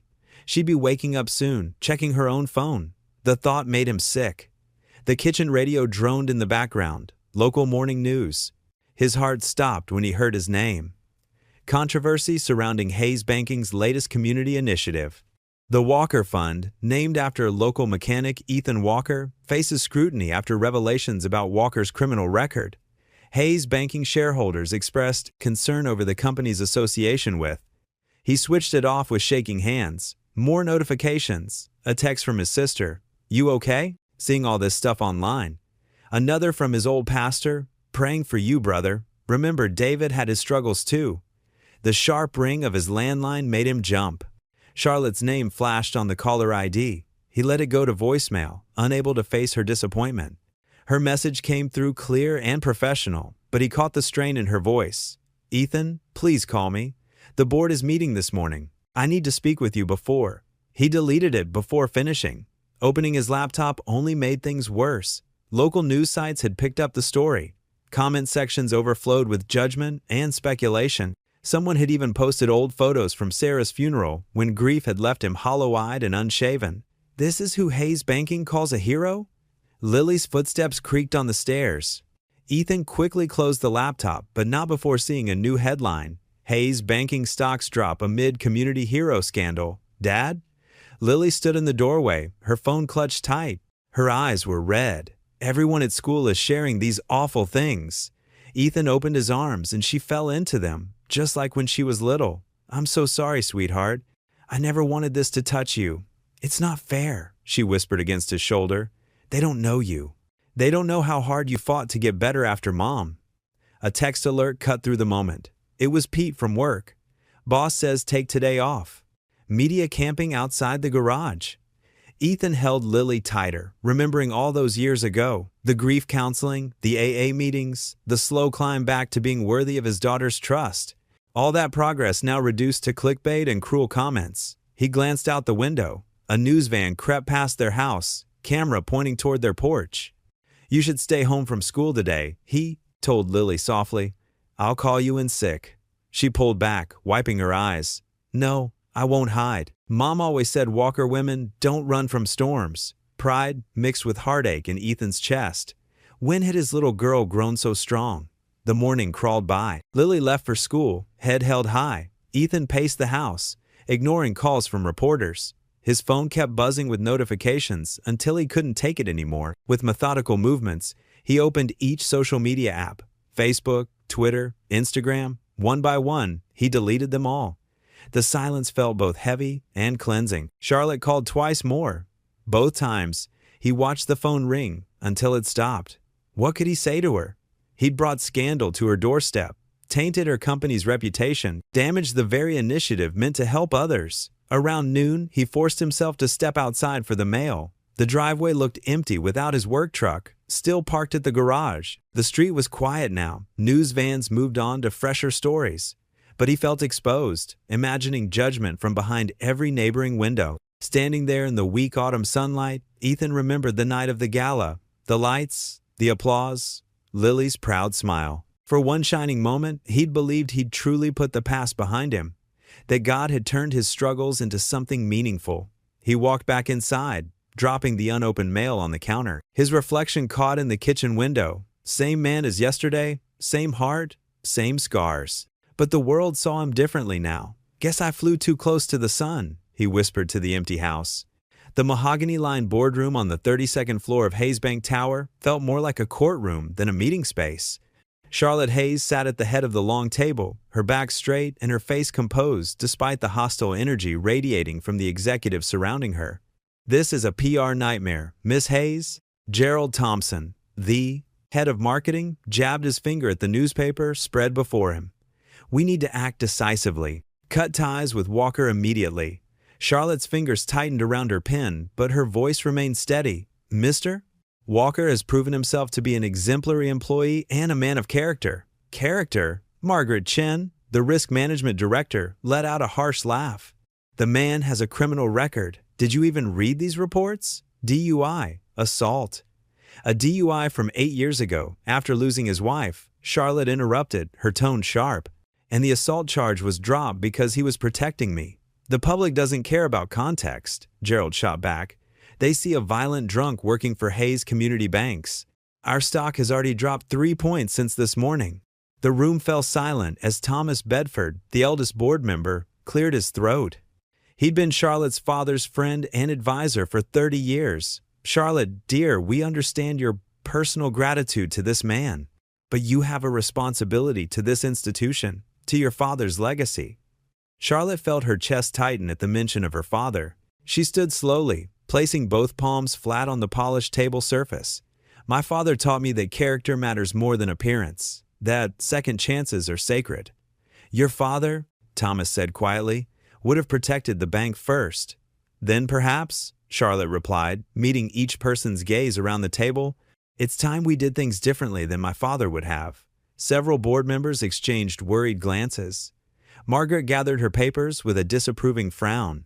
"We'll need to record our formal opposition to this decision. Do what you must." Charlotte remained standing as her executives filed out, their whispered conversations echoing their disapproval. Thomas was the last to leave. He paused at the door. "You're losing allies you can't afford to lose, Charlotte." She waited until the door clicked shut before sinking back into her chair, allowing herself a moment of vulnerability in the empty room. Across town, Ethan knelt beside a simple headstone, brushing away fallen leaves from the engraved name. Sarah Walker, beloved wife and mother. The autumn wind rustled through the cemetery's maple trees, scattering red and gold leaves across the peaceful grounds. "I messed up again, Sarah," he whispered, tracing the letters with his fingertip. "Thought I was finally doing something right. Making you proud." His voice caught. Making Lily proud. The headlines from that morning felt like they were burning a hole in his jacket pocket. 8 years of staying clean, of rebuilding his life piece by piece, and now everyone knew about his darkest days. The months after Sarah's death, when he tried to drown his grief in whiskey, culminating in that horrible night when he'd driven home drunk and gotten pulled over. "I haven't touched a drop since that night," he told the silent stone. "Haven't even wanted to, but now." He swallowed hard. "Now everyone's looking at me like I'm still that man, like I never changed." A drop of rain fell on the headstone, then another. The storm that had been threatening all afternoon was finally rolling in. Ethan stayed kneeling, letting the first drop soak into his jacket. "I promise you, Sarah, I'm staying clean. For Lily, for the man you always believed I could be." He pressed his palm flat against the cool stone. I wish you were here." You always knew what to say when everything felt impossible. Thunder rumbled in the distance as Ethan finally stood, his knees stiff from the cold ground. He took one last look at the headstone, at the name that still had the power to both heal and hurt his heart. "I love you," he whispered, then turned toward his truck. The rain was falling steadily now as he drove home, his headlights cutting through the growing darkness and the sheets of water. The windshield wipers beat a steady rhythm as he navigated the familiar streets, past the shuttered storefronts where people who'd once smiled and waved now hurried past with averted eyes. His knuckles were white on the steering wheel as he drove through the storm, each flash of lightning illuminating a world that suddenly felt as hostile as it had in those first months after Sarah's death. But this time was different. This time he wasn't drowning in grief and whiskey. This time he had promises to keep. The evening news anchor's face filled the screen in Charlotte's office, his expression grave. Breaking news: Hayes Community Banks, the state's largest banking chain, is under federal investigation for alleged discriminatory lending practices dating back over a decade. Charlotte's coffee cup slipped from her fingers, dark liquid spilling across her pristine white desk calendar. The anchor continued, his words cutting through the stunned silence. Documents obtained by our investigative team suggest systematic denial of loans to minority communities under the leadership of the late Richard Hayes. The practices reportedly continued until his death 3 years ago, when his daughter, Charlotte Hayes, took control of the company. Footage played of people being turned away from bank branches, their faces drawn with disappointment. Charts and graphs flashed across the screen, showing stark disparities in loan approvals based on zip codes. Charlotte's phone buzzed incessantly, text messages, emails, missed calls, all demanding answers she didn't have. Her hands shook as she tried to wipe up the spilled coffee, the paper towels tearing in her trembling fingers. "Miss Hayes?" Her assistant's voice crackled through the intercom. There's a situation developing outside." Charlotte walked to her office window, drawing back the curtain. Below, on the street that had always seemed so orderly and pristine, chaos was erupting. Protesters were gathering, their signs bobbing like angry waves against the building's glass facade. Hayes Banks, built on discrimination, one read. "Justice for our communities," declared another. Security guards rushed to establish a perimeter as news vans pulled up, their satellite dishes extending skyward like mechanical flowers seeking light. Camera flashes sparkled through the growing dusk. Her office door burst open. James Mitchell, the company's chief legal counsel, hurried in, his usually impeccable tie askew. "Charlotte, this is bad. Really bad. These allegations, they're not just noise, there's documentation." "Documentation?" Charlotte sank into her chair. "That's impossible. I've overseen every major decision since Father died." "These go back further," James said, spreading papers across her desk. "Your father's old partners are talking. Winston Green, Theodore Mills, they're claiming they warned him about these practices, but he buried their concerns. And now they're coming forward with proof." Charlotte's mind raced to the community outreach program she'd initiated, the Walker Fund, all her efforts to reshape the bank's image. "But we've changed. We've been approving loans across all demographics. Our community investment programs are being painted as a cover-up," James interrupted. "They're saying you knew about these historical practices and tried to paper over them instead of addressing them directly." He paused, adjusting his glasses. "And your association with Ethan Walker isn't helping." A commotion outside drew their attention. The crowd had grown larger, their chants now clearly audible through the thick windows. "Hayes Banks, time to pay. Economic justice, here to stay." Charlotte's phone rang. The board chairman. She let it go to voicemail, knowing what he would say. On her computer screen, email notifications continued to pile up. The company's social media feeds were flooding with angry comments. Old customers sharing stories of rejected loans, activists calling for boycotts. Her assistant appeared in the doorway, face pale. "Miss Hayes, there are reporters in the lobby. They're demanding a statement, and the protesters are blocking all the exits." James pulled up a chair, his legal pad covered in hasty notes. "Charlotte, we need to get ahead of this. The board is already talking about emergency measures. Your position as CEO could be at risk." On the TV, now muted but still playing, footage showed Ethan's arrest from the alley incident, followed by his old DUI photo. The caption read, "Hayes Banks' troubled hero, a pattern of poor judgment." Charlotte watched as security tried to disperse the growing crowd outside. These were her neighbors, her community, people she'd sworn to serve better than her father had. Now they stood against her, their trust shattered. James cleared his throat. "There's something else." He pulled out another document. "The board has drafted a statement. They want to announce a complete separation from Ethan Walker and the Walker Fund.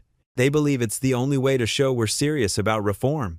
Ethan has nothing to do with this, Charlotte protested, her voice cracking. He's one of the most honest, decent, it doesn't matter, James cut in gently. The public has connected him to you and you to these allegations. His past issues make him a liability we can't afford right now. He leaned forward, his expression grave. Charlotte, if you don't cut ties with Walker immediately, you'll lose everything. The board will move for a vote of no confidence. The banks, your position, your father's legacy, it will all be gone. Charlotte stared at the statement in front of her, the words blurring as tears threatened to form. Outside, the chants grew louder, and the weight of her father's sins pressed down on her shoulders like a physical burden. The autumn wind rustled through the maple trees lining Ethan's modest street as Charlotte's silver Mercedes pulled up to his small craftsman home. Her hands gripped the steering wheel, knuckles white, before she found the courage to step out. The porch light cast a warm glow across weathered steps that had seen better days. Ethan opened the door before she could knock. He'd been watching from the window, knowing this moment would come. His face was etched with understanding, though pain lingered in his eyes. "Come in," he said softly. "Lily just made some hot chocolate." Charlotte stepped inside, immediately enveloped by the warmth of their home. Family photos lined the walls, moments frozen in time, showing a younger Ethan with his late wife Lily growing from a toddler to a teenager. The house smelled of cinnamon and motor oil, an oddly comforting combination. Lily stood in the kitchen doorway, 2 steaming mugs in her hands. Her smile was gentle, knowing. "I made extra marshmallows," she said, offering one to Charlotte. "Dad says sweet things help with hard conversations." Charlotte's eyes welled up as she accepted the mug. "You're very wise for your age, Lily." They settled in the living room, Charlotte perched on the edge of their worn plaid couch, Ethan in his usual armchair. The TV murmured in the background, muted news coverage showing protesters outside Hayes Bank headquarters. "You don't have to say it," Ethan began, his voice rough. "I saw the news." Charlotte set her mug down, her hands trembling slightly. "I fought them, Ethan. I fought so hard. But the board, they're threatening to remove me completely if I don't distance myself from everything." "From me?" Ethan said quietly. It wasn't a question. "The timing couldn't be worse," Charlotte continued, her professional facade cracking. "These allegations about my father's lending practices. They're looking for any excuse to discredit my leadership. They're saying my judgment is compromised because of our friendship."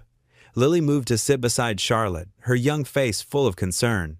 "But you're doing good things. The Walker Fund has already helped 3 families in our neighborhood." Charlotte reached for Lily's hand, squeezing it gently. Sometimes doing the right thing isn't enough in the corporate world. They're suspending all new community programs pending investigation. Ethan leaned forward, elbows on his knees, his calloused hands clasped together. A man used to bearing heavy burdens. "You have to protect what your father built, Charlotte. I understand that. What my father built," Charlotte's voice cracked, "might have been built on discrimination and lies. I thought I could change things, make it right." "You did change things," Lily insisted, her eyes bright with tears. "You believed in Dad when nobody else would. You saw the good in people everyone else ignored." Charlotte stood abruptly, walking to the window. Outside, leaves skittered across the driveway in the growing darkness. "I have to suspend the Walker Fund, effective immediately, and I have to ask you to resign, Ethan. They're preparing severance papers." The silence that followed felt like a physical weight. Ethan's shoulders sagged, but he nodded slowly. "I figured as much. You're doing what you have to do." "It's not fair," Lily protested, but her father raised a hand. "Life rarely is, sweetheart. But Miss Hayes gave us something more valuable than money or a job. She gave us back our dignity for a while. That's worth more than any paycheck." Charlotte turned back to them, tears streaming freely now. "I'm so sorry. You deserve better than this." Lily stood and wrapped her arms around Charlotte in a fierce hug. "Thank you," she whispered, "for believing in my dad. For showing me what a strong woman looks like, maybe someday, when all this is over." Charlotte hugged her back tightly, unable to speak. When they separated, she wiped her eyes quickly, trying to regain composure. Ethan walked her to the door, their footsteps heavy on the creaking floorboards. At the threshold, Charlotte paused. "I never told you. That night in the alley, you saved more than my life, Ethan Walker. You reminded me what courage looks like." "You showed plenty of courage yourself," he replied softly. "Don't let them take that from you." They shared one last look, weighted with unspoken words and might-have-beens. Then Charlotte was gone, her car's taillights disappearing into the darkness. Ethan stood in the doorway long after she'd left, until Lily touched his arm. "Come on, Dad, let's make some dinner." But Ethan couldn't move just yet. He reached for the remote and unmuted the TV, where a news anchor was delivering the latest update. Hayes Community Bank CEO Charlotte Hayes has been temporarily suspended pending investigation into historical lending practices. The board has appointed an interim CEO while Ethan clicked off the TV, his chest tight. The empty house seemed to echo with loss as he muttered, "Maybe faith ain't enough this time." The morning sun cast long shadows across Miller's auto repair shop as Ethan methodically worked under the hood of an old Chevrolet. His weathered hands moved with practiced precision, though his movements lacked their usual energy. The familiar scent of motor oil and rubber brought little comfort these days. "Hey, mister." Walker, Tommy, the teenage apprentice, called out. "Want some coffee?" "Thanks, kid." Ethan managed a small smile, wiping his hands on a red shop rag. The local news played quietly on the small TV in the corner, showing footage of protesters outside Hayes Bank headquarters for the third day in a row. Ethan glanced at his phone during his break. The Walker Fund website showed the same message it had for days. Program temporarily suspended pending review. He'd helped 5 families get back on their feet before everything fell apart. Now their success stories were buried under an avalanche of scandal and suspicion. Across town, in her penthouse office, Charlotte Hayes sat alone in the growing darkness. She hadn't bothered turning on the lights as evening approached. Stacks of financial records and old company documents covered her desk, proof of her father's systematic discrimination against low-income families spanning 2 decades. Her fingers traced the edge of a framed photo, her father standing proud at the bank's centennial celebration. "How could you?" she whispered, her voice breaking. The man who'd taught her about business ethics had built his empire on broken dreams. The intercom buzzed. "Miss Hayes?" Security found another batch of letters. "Would you like me to screen them?" "Just leave them," Charlotte replied wearily. Most were hate mail nowadays, but she forced herself to read each one. It felt like penance. Hours passed. Charlotte mechanically sorted through the pile until a plain white envelope caught her eye. The handwriting was young, careful, almost familiar. She opened it with trembling fingers. "Dear Miss Hayes, you probably don't remember me bringing you cookies that time you visited our house. Dad said I shouldn't bother you, but I saw your face on TV today. You look like how Dad used to look, back when Mom died. Like you're carrying something too heavy by yourself. I know you think you have to fix everything your father did wrong. Dad felt that way too, after his DUI. He thought he had to be perfect to make up for one mistake. But that's not how forgiveness works. Remember that day at the community center? You helped Mrs. Rodriguez get a loan for her flower shop, and you helped Mr. Chen save his restaurant. That wasn't your father, that was you. Dad always says God doesn't expect us to be perfect, just faithful. He had to learn to forgive himself before he could help others. Maybe you do too. If my dad can forgive himself, so can you. Love, Lily Walker P.S. The cookies are peanut butter this time. Dad says they're your favorite." Charlotte's hand shook as she read the letter again. Tears splashed onto the paper, smudging the careful handwriting. She hadn't even noticed the small package that had fallen from the envelope. Inside were 3 slightly crumbled cookies wrapped in wax paper. The sight of those imperfect, homemade cookies, made by a teenage girl who still believed in second chances, broke something open inside Charlotte's chest. She pressed her hand to her mouth, trying to contain the sob that rose up, but it was no use. Years of maintaining perfect control crumbled like the cookies in her lap. In the growing darkness of her office, Charlotte Hayes, CEO, heiress, and lonely defender of a tarnished legacy, wept as she read aloud the words that cut straight to her heart. If my dad can forgive himself, so can you. The city lights twinkled below, and somewhere in a modest house across town, a young girl waited, hopefully for her letter to reach its mark, believing in the power of grace to heal even the deepest wounds. The sleek black Mercedes seemed out of place on Willow Creek's main street as Charlotte Hayes pulled up to the curb. Her usual confident posture was gone, replaced by the weight of sleepless nights and impossible decisions. She smoothed her navy blazer, more a habit than necessity, and stepped out into the crisp autumn air. The small town felt different from the corporate world she'd grown accustomed to.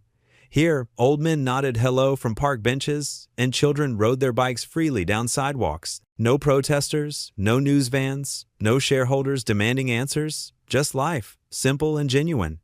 Miller's Auto Repair sat at the end of the block, its faded red brick front honest and unpretentious. Through the open garage door, she could see Ethan bent over an engine, focused entirely on his work. Her heart clenched at the sight of him, this good man who'd saved her life twice now, once from attackers and once from her own isolated existence. "Excuse me," she said softly, stepping into the garage's shadow. Ethan straightened slowly, recognition flickering across his face. He wiped his hands methodically on a shop rag, buying time to compose himself. "Charlotte, could we talk?"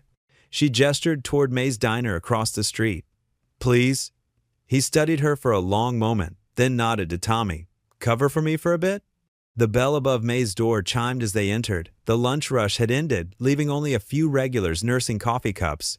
May herself, a silver-haired woman who'd served breakfast here for 30 years, raised an eyebrow at the unlikely pair but led them to a quiet booth by the window. "Coffee?" she asked, already pouring 2 cups. "Thank you," Charlotte said, wrapping her manicured fingers around the warm mug. The ceramic was chipped, well used, nothing like the fine china in her office. Somehow, it felt more real. Ethan sat quietly, waiting. His work shirt had a small oil stain on the sleeve, and his hands showed the honest wear of manual labor. The silence between them stretched, filled only by the soft clink of spoons and murmured conversations from other tables. "I've been thinking about my father," Charlotte finally began, her voice barely above a whisper. "About legacy and truth, and what we owe to others." She took a shaky breath. "The lending practices they're investigating? They're real. My father, he built an empire on discrimination and backroom deals. I found the proof in his private files." Ethan's expression remained neutral, but his eyes showed understanding. Must have been hard to discover that. "The board wants me to bury it, to protect the bank's reputation." Charlotte's laugh held no humor. "They've offered to blame it all on lower-level employees, make it go away with settlements, and PR spin." She straightened her shoulders. "I'm going to expose everything instead." "Everything?" Ethan leaned forward slightly. "You know what that could cost you?" "The bank, my position, most of my fortune, probably." She met his gaze steadily. "But I keep thinking about what you told me that first day in the garage, about how sometimes doing right means losing everything you thought mattered." "You don't have to destroy yourself to fix his mistakes," Ethan said softly. "Don't I?" Charlotte's fingers tightened around her cup. "There are families who lost homes, dreams, futures because of these policies. How can I keep profiting from that? What kind of redemption would that be?" A truck rumbled past outside, momentarily drowning out the diner's quiet atmosphere. When it passed, Charlotte continued, "I came to tell you first because your opinion matters to me. And because I understand if you want to distance yourself completely from this mess." Ethan was quiet for a long moment, studying his coffee as if it held answers. When he looked up, his eyes were clear and certain. "You know what I learned after Sarah died? When I hit rock bottom with the drinking?" He rarely spoke of this, but his voice was steady. "Real strength isn't in standing alone. It's in letting others stand with you when you do what's right." Charlotte's breath caught. "You mean, I'm not going anywhere." He reached across the table, his calloused hand covering her smooth one. "Whatever comes next, you don't face it alone." Tears pricked at Charlotte's eyes, but she blinked them back. In that moment, no words were needed. Their hands remained clasped across the Formica table, 2 souls bound by something deeper than circumstance. The quiet courage of choosing truth over safety, redemption over reputation. May appeared with fresh coffee, pretending not to notice their linked hands or the weight of the moment she'd interrupted. The afternoon sun slanted through the diner's windows, casting long shadows across their booth. But neither moved to break the connection between them. The early morning sun cast long shadows across the highway as Ethan's old pickup truck rumbled down the back roads of Miller County. The engine hummed with the familiar rhythm of a well-maintained machine, a testament to Ethan's skilled hands. Charlotte sat in the passenger seat, her designer blazer traded for a simple blue sweater that made her look younger, more approachable. Her normally perfect hair was slightly tousled by the wind from the cracked window, and for the first time in years, she didn't seem to mind. A stack of manila folders lay between them on the worn bench seat. each one containing stories they needed to hear, stories that would either save them or bury them deeper. The Hendersons are first on the list, Charlotte said, checking her notes one more time. Her voice carried a nervous edge that hadn't been there in boardrooms or corporate meetings. They almost lost their farm 3 years ago. According to the files, my father's bank, nearly foreclosed on them. Ethan nodded, his weathered hands steady on the wheel. The truck responded to his touch like an old friend, taking the curves of the country road with practiced ease. Good folks. Tom Henderson helped me rebuild my transmission when I couldn't afford the parts. Wouldn't take a dime for his labor either. He glanced at Charlotte, noting how she was really listening, not just waiting for her turn to speak. That's the thing about small towns. We remember who was there during the hard times, and we remember who wasn't. The truck turned onto a gravel road that stretched between fields of swaying corn. Dust kicked up behind them, creating a small cloud that drifted lazily in the morning air. Charlotte watched the countryside roll by, so different from her world of glass towers and steel facades. Here, the landscape told stories of seasons and generations, of families who'd worked the same soil for decades. I need to understand, she said softly, almost to herself, not just the numbers on spreadsheets, but the people behind them, the lives those numbers represent. They pulled up to a weathered farmhouse that had clearly seen better days, but was lovingly maintained. Paint peeled from the shutters, but the porch was swept clean and decorated with pots of autumn mums. Tom Henderson was already waiting on the porch, his weathered face breaking into a genuine smile when he saw Ethan climbing from the truck. But his eyes held unmistakable caution when they fell on Charlotte, sizing her up with the practiced gaze of someone who'd learned not to trust easily. "Tom?" Ethan called out, his voice carrying the easy warmth of old friendship. "Thanks for seeing us on such short notice." "Anything for you, Ethan," Tom replied, though his gaze never left Charlotte. "Ma'am." Inside the farmhouse, the kitchen smelled of coffee and fresh bread. Family photos covered every available surface, wedding pictures, school graduations, harvest celebrations spanning generations. Over coffee served in chipped but clean mugs, the Hendersons shared their story with quiet dignity. How the bank under Charlotte's father's leadership had suddenly changed the terms of their loan without warning. How they'd nearly lost the century-old family farm that had been in Tom's family since his great-grandfather cleared the land by hand. How a last-minute loan from a local credit union, secured with help from neighbors like Ethan, had saved them from losing everything. Charlotte listened intently, her manicured hands wrapped around the simple mug, absorbing every painful detail. She didn't interrupt or offer excuses. She just listened, and with each word, something inside her seemed to shift and realign. "I'm so sorry," she said when they finished, her voice thick with emotion. "I want to make this right. I don't know how yet, but I will." They visited 3 more families that day, each stop adding another layer to Charlotte's understanding of the damage her father's policies had caused. A widow named Sarah Willis, who'd almost lost her home after medical bills from her husband's cancer treatment piled up faster than she could pay them. A young couple, the Patels, whose small business loan had been repeatedly denied, despite perfect credit and a solid business plan. A retired teacher, Miss Eleanor, whose pension had been mismanaged by the bank's investment division, leaving her struggling to afford her medications. At each stop, Charlotte took careful notes, her elegant handwriting filling page after page with details that would never appear in any corporate report. Names, faces, dreams, deferred or destroyed. Ethan watched her transform with each story, her corporate armor cracking piece by piece, revealing the compassionate woman who'd been buried beneath years of business school training and boardroom battles. By late afternoon, they found themselves in Milton, a town even smaller than Willow Creek. Main Street consisted of barely a dozen buildings, half of them empty. The local diner was nearly deserted when they stopped for a late lunch. Just a few farmers nursing coffee and discussing the weather in the low voices of people who'd known each other their entire lives. "You're doing good work," Ethan said quietly, watching Charlotte organize her notes with the same precision she'd once applied to merger documents. "Most people in your position wouldn't bother. They'd send a deputy or hire a consulting firm." Charlotte looked up from her papers, her eyes tired but somehow more alive than they'd been in years. "I kept telling myself the system worked. That if people failed, it was their own fault for not trying hard enough or not being smart enough." She shook her head, a bitter smile crossing her lips. "I was so wrong. So completely, arrogantly wrong." Their next stop was the Rodriguez family's auto parts store, a small operation that barely qualified as more than a garage with dreams. Maria Rodriguez met them at the door, her face lighting up when she recognized Charlotte from the newspaper photos. Her teenage son, Miguel, stood beside her, ready to translate as his mother described in rapid Spanish how Charlotte's new community lending policies had transformed their small business. Before, no bank would even look at our application. Miguel translated while Maria spoke with passionate gestures. They said we were too high risk, that auto parts stores failed too often, but your community lending program, it changed everything. We hired 3 more people last month, and Mom's talking about opening a second location. Charlotte's eyes welled up as Maria stepped forward and hugged her fiercely, speaking in broken English about second chances and the American dream.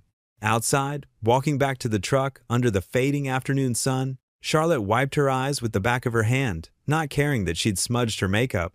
"That's what banking should be," she said, her voice barely steady.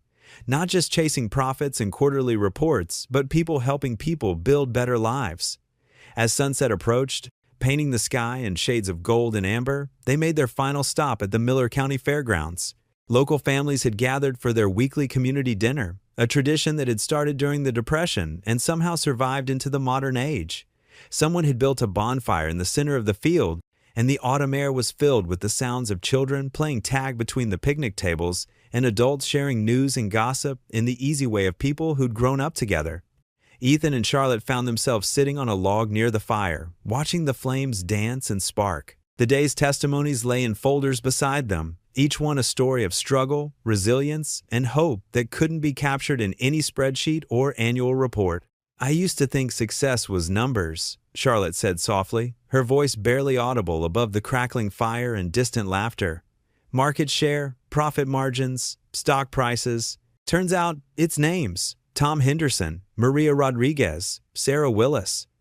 She paused, watching a young father push his daughter on a makeshift swing tied to an old oak tree. Real people with real lives, real dreams that matter more than any quarterly earnings report. The firelight flickered across their faces as families gathered around them, sharing stories and passing plates of home-cooked food that no five-star restaurant could match. Someone had brought out a guitar, and soft folk songs drifted through the evening air. Children roasted marshmallows while their parents discussed everything from crop yields to school board elections. In that moment, surrounded by the simple warmth of community, the distance between the banking heiress and the small-town mechanic seemed to disappear entirely, replaced by a shared understanding of what truly mattered in life. The marble steps of Hayes Community Bank headquarters felt colder than usual on this crisp autumn morning. Charlotte Hayes stood at the podium, her hand steady on its wooden edges despite the flutter in her stomach. Camera flashes sparked like lightning across her face. Behind her, Ethan Walker's solid presence gave her strength, his weathered hands clasped behind his back as he stood guard. The sea of reporters stretched across the plaza, their notepads and microphones raised like weapons. Charlotte drew a deep breath, remembering all the stories they'd gathered over the past weeks, stories of struggle, hope, and redemption. "Thank you all for coming," she began, her voice clear and unwavering. "Today, I stand before you not as the CEO of Hayes Community Banks, but as someone who has learned hard truths about legacy and responsibility." The crowd hushed, pens poised. Charlotte glanced back at Ethan, who gave her a slight nod. His eyes held the same quiet strength she'd seen that first night in the alley. "My father built this institution on what appeared to be solid principles," she continued, "but appearances can hide painful realities. Through recent investigations, I've discovered systematic discrimination in our lending practices dating back decades. Families in struggling neighborhoods were denied loans despite meeting qualifications. Small businesses in minority communities faced impossible interest rates. Murmurs rippled through the crowd. A reporter shouted, "Are you admitting to illegal practices, Miss Hayes?" Charlotte's fingers tightened on the podium. "I'm admitting to moral failures. My father's policies hurt people, real people, with dreams and dignity. People like Sarah Martinez, who lost her family restaurant because our bank denied her a fair refinancing option. Like James Wilson, whose construction company was forced into bankruptcy because of predatory rates." She pulled out a thick folder, its edges worn from constant handling. "In this file are hundreds of stories we've gathered. Stories of families who deserve better from us. I've spent the past weeks traveling with Mr. Walker, listening to these voices firsthand. The cameras turned to Ethan, who stood straighter but kept his eyes forward. A voice called out, "Is this the same man with the DUI record?" "Yes," Charlotte answered firmly. "The same man who saved my life without knowing who I was. The same man who taught me that redemption isn't about hiding our past, it's about facing it, honestly, and working to make things right." More shouts erupted. "What about shareholder interests? Will you step down? How will this affect stock prices?" Charlotte raised her hand for quiet. "Starting today, Hayes Community Banks will undergo complete restructuring. We're establishing a $50 million restitution fund for families affected by past discrimination. We're converting several branches into community-owned cooperatives, with local boards making lending decisions." The plaza erupted in chaos. Some reporters pressed forward aggressively, while others turned to their phones, frantically typing. In the back, Charlotte spotted familiar faces, some of the families they'd interviewed, nodding in approval. "Miss Hayes!" A young reporter pushed to the front. "Won't these changes destroy your father's legacy?" Charlotte felt Ethan step closer, his presence steady behind her. "My father's legacy was built on profit at any cost. I choose to build a new legacy, one of transparency, equality, and genuine community service." She straightened her shoulders. "The true measure of a bank isn't its stock price, but its impact on people's lives." The crowd surged forward, questions flying like arrows. "What about the board's opposition? Are you prepared for lawsuits? Will the Walker Fund be reinstated?" Ethan moved beside her now, his arm creating a barrier as cameras pressed closer. For a moment, Charlotte was back in that dark alley, frightened but not alone. This time, though, they faced the chaos together, by choice. "The Walker Fund will not only be reinstated," she announced over the din, but expanded. "Because sometimes the people who understand struggle best are the ones who've lived through it." More shouting, more flashes. A security team moved in as the crowd grew more aggressive. Charlotte felt Ethan's hand on her elbow, gentle but firm, guiding her back.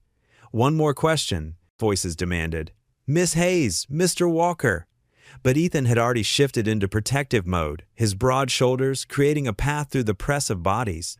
Just like that first night, he led her to safety, this time from a storm of their own making. As they reached the building's entrance, Charlotte heard scattered applause from the community members in the crowd. "Mrs." Martinez's voice rang out clear. "God bless you, Miss Hayes. Thank you for listening." The heavy glass doors closed behind them, muffling the chaos outside. Security guards took up positions as Ethan's hand dropped from her elbow. The marble lobby felt like a sanctuary after the barrage of questions and cameras. "You did good out there," Ethan said quietly, his eyes meeting hers with pride and something deeper understanding. Charlotte smoothed her blazer, her hands finally allowing themselves a small tremor. "We did good," she corrected. "I couldn't have faced this alone." Through the glass doors, they could see the crowd still churning, reporters doing live stand-ups, photographers angling for better shots. But between their faces, Charlotte caught glimpses of the community members, small business owners, families, workers, gathering in supportive groups, talking animatedly about what they'd heard. Those were the voices that mattered now. Those were the people who would help write the next chapter of Hayes Community Bank's story, not from boardrooms and corner offices, but from the heart of the communities they served. The afternoon sun cast long shadows across Ethan's small auto shop as he wiped his hands on a red shop rag. The familiar scent of motor oil and metal hung in the air while he bent over the engine of an old Chevrolet pickup. The truck belonged to Jim Martinez, a local veteran who'd been struggling to make ends meet since returning from overseas. Charlotte stood quietly in the doorway, her elegant blazer a stark contrast to the workshop's worn walls. She watched as Ethan's skilled hands moved with purpose, checking connections and adjusting parts with practiced ease. "That should do it, Jim," Ethan said, closing the hood with a gentle thud. "New timing belt, oil change, and I fixed that transmission leak that was giving you trouble." Jim, a man in his 30s with tired eyes but a grateful smile, reached for his worn leather wallet. "What do I owe you, Ethan?" "Put that away," Ethan said firmly, raising his hand. "Consider it a thank you for your service." Jim's eyes grew misty. "I can't let you do that. Times are tough for everyone." "He's right." Charlotte stepped forward, her heels clicking on the concrete floor. "And soon, if you need help getting back on your feet, Hayes Community Banks will have a special program for veterans, local managers who understand their community's needs. Jim looked between them, recognition dawning on his face as he spotted Charlotte. "You're the bank owner from the news," he said. "The one who's changing everything." Charlotte nodded, a gentle smile crossing her face. "We're restructuring. Each branch will be partly owned and operated by people who live in their communities, people who know their neighbors." Word of the changes at Hayes Banks had started spreading through town like wildfire. The morning papers carried headlines about the revolutionary shift in banking, Hayes Banks to pioneer community-based banking model. Social media buzzed with positive reactions, especially from small business owners and families who'd struggled with traditional banking. My cousin in Millbrook said their branch manager actually came to his house, Jim said, leaning against his truck, sat at his kitchen table and helped him refinance his mortgage. Said no one had ever done that before. Ethan wiped down his tools, listening to the conversation with quiet pride. He'd seen firsthand how Charlotte's decision to restructure had begun healing old wounds. The public's anger had started shifting to understanding, then to admiration for her courage in admitting past wrongs and working to fix them. "It's what banking should have been all along," Charlotte said, running her hand along the workbench. "My father forgot that money isn't just numbers on a page. It's people's dreams, their children's futures." The shop door chimed as Lily burst in, her backpack bouncing against her shoulder, her face glowing with excitement. "Dad, Charlotte! You won't believe what just happened." She pulled an envelope from her bag, the Hayes Community Bank logo crisp in the corner. Her hands trembled slightly as she held it out. "The Walker Fund, it's back, and they're offering me a full scholarship for college." Ethan froze, his shop rag falling forgotten to the floor. Charlotte stepped forward, her eyes bright with unshed tears. "The new board voted this morning," Charlotte explained softly. "The Walker Fund was the first program they wanted to reinstate. They said it represented everything the bank should stand for." Lily threw her arms around her father, the letter crumpling slightly between them. Ethan held her tight, his throat too tight for words. After a moment, she reached out and pulled Charlotte into their embrace. Jim watched the scene with a warm smile, then quietly slipped into his truck. The engine purred to life, Ethan's handiwork evident in its smooth sound. As he pulled away, the setting sun painted the shop in shades of gold, its light catching the tears on their cheeks. "Thank you," Lily whispered, still holding them both. "Both of you." Ethan finally found his voice. "Your mom would be so proud of you, sweetheart. So proud." Through the shop window, they could see neighbors walking past, waving and smiling. The sight of Charlotte Hayes in the local auto shop no longer drew suspicious stares or whispered comments. Instead, there was a growing sense of respect, of community, of healing. The scholarship letter lay on Ethan's workbench, its official letterhead catching the last rays of sunlight. The Walker Fund logo stood bold against the paper, a bridge spanning troubled waters, a symbol of hope restored. The autumn breeze carried the scent of fallen leaves as Charlotte's car pulled up to the now familiar alley where everything had begun. The space looked different in daylight, less threatening, more full of possibility. She stepped out, her casual weekend attire a change from her usual corporate suits, and waited for Ethan to arrive. Minutes later, his old pickup truck rumbled around the corner. Charlotte smiled, remembering how far they'd come since that fateful night. Ethan parked and walked over, his weathered work boots crunching on scattered gravel. "You said you had something to show me?" he asked, curiosity evident in his voice.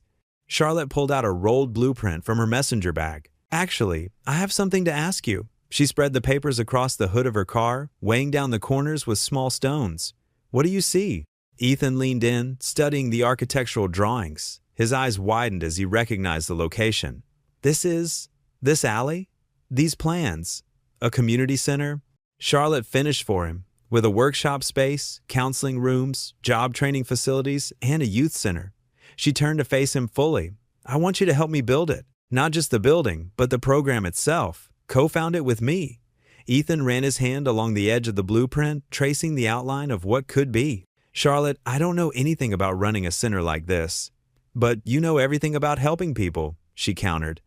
"You've been doing it your whole life, one person at a time. This is just scaling up what comes naturally to you." As they discussed the possibilities, a small crowd began to gather. Word spread quickly in their small town. Tom, one of Ethan's former co-workers from the corporate garage, stepped forward. "I heard you might need some helping hands," he said, gesturing to the group behind him. Several other mechanics nodded, along with local contractors and craftsmen who'd heard about the project. Charlotte watched Ethan's expression soften as more people arrived. Mrs. Peterson from the diner offered to organize meals for the volunteers. The hardware store owner pledged materials at cost. Even two young men, whom Ethan recognized with a start as the same ones who'd attacked Charlotte that night, approached cautiously. We've been doing community service," one of them said, looking at his feet. "Would like to help make this right, if you'll let us." Ethan exchanged a glance with Charlotte, who nodded slightly. "Everyone deserves a second chance," he said quietly. "God knows I got mine." The planning meeting evolved into an impromptu community gathering. People sat on overturned buckets and leaned against walls, offering suggestions and volunteering their skills. Charlotte watched in amazement as Ethan naturally took charge, his quiet authority drawing people in, organizing their enthusiasm into practical plans. By early afternoon, the first work crews had already begun clearing debris from the alley. The steady rhythm of cooperation filled the air, hammers pounding, shovels scraping, wheelbarrows squeaking. Charlotte stood back, watching Ethan direct traffic with the ease of someone who'd found his true calling. Lily arrived after school, carrying her art supplies. She'd been commissioned to paint a mural on the one remaining wall, the very wall her father had been thrown against during the fight. Now it would showcase something very different. "I've been sketching ideas," she told Charlotte, pulling out her notebook. The design showed hands reaching up toward a rising sun, with the words, "Hope grows here," woven through flowering vines. Charlotte helped Lily set up her painting supplies while Ethan worked with the volunteers. The young artist began outlining her design, her strokes confident and purposeful. People paused in their work occasionally to watch the mural take shape, each color adding life to the once dark alley. As the afternoon wore on, the transformation became more visible. Where broken glass had littered the ground, fresh gravel now crunched underfoot. The wall that had witnessed violence was slowly blooming with color under Lily's careful attention. Ethan took a break from coordinating volunteers to watch his daughter work. Her face showed the same focused expression her mother used to wear when creating something beautiful. He felt Charlotte's presence beside him, and they stood in comfortable silence, watching hope literally take shape before their eyes. Lily stepped back from her work, paintbrush in hand, studying the partially completed mural. The sun's rays were beginning to emerge from her painted horizon, promising a new day. Around them, the sounds of construction and community continued, a symphony of second chances and fresh starts. The autumn sun cast long shadows across the nearly completed community center, its fresh red brick walls standing proud where darkness had once ruled. Construction workers moved with purpose, carrying supplies and checking measurements, their tool belts jingling as they worked to finish the final details. Charlotte Hayes stood at the entrance, her hand resting on the smooth wooden handrail of the new steps. She wore a simple cream sweater and jeans, a far cry from her old power suits. The past few months had changed her in ways no designer outfit could show. Her eyes held a warmth that hadn't been there before, and her smile came more easily now. Beside her, Ethan Walker checked his watch, his weathered hands still bearing traces of motor oil from his morning at the shop. "News crew should be here any minute," he said, tugging self-consciously at his clean work shirt. "You sure about this?" "As sure as I was that day I found you in that cell," Charlotte replied, her voice gentle. "Some stories need telling." A van with the local station's logo pulled up to the curb. A small crew emerged, led by a reporter in a neat blazer. They carried cameras and sound equipment, moving with practiced efficiency. "Miss Hayes, Mr. Walker," the reporter greeted them warmly. "Thank you for having us. We've been following this story since the beginning, but seeing it all come together like this." She gestured at the building behind them. "God's timing," Ethan said simply, sharing a knowing look with Charlotte. The crew set up their equipment while curious onlookers gathered across the street. Several of Ethan's regular customers waved, and a group of teenagers, some of whom had been helped by the Walker Fund, stopped to watch. Rolling in 3, 2, 1, the cameraman signaled.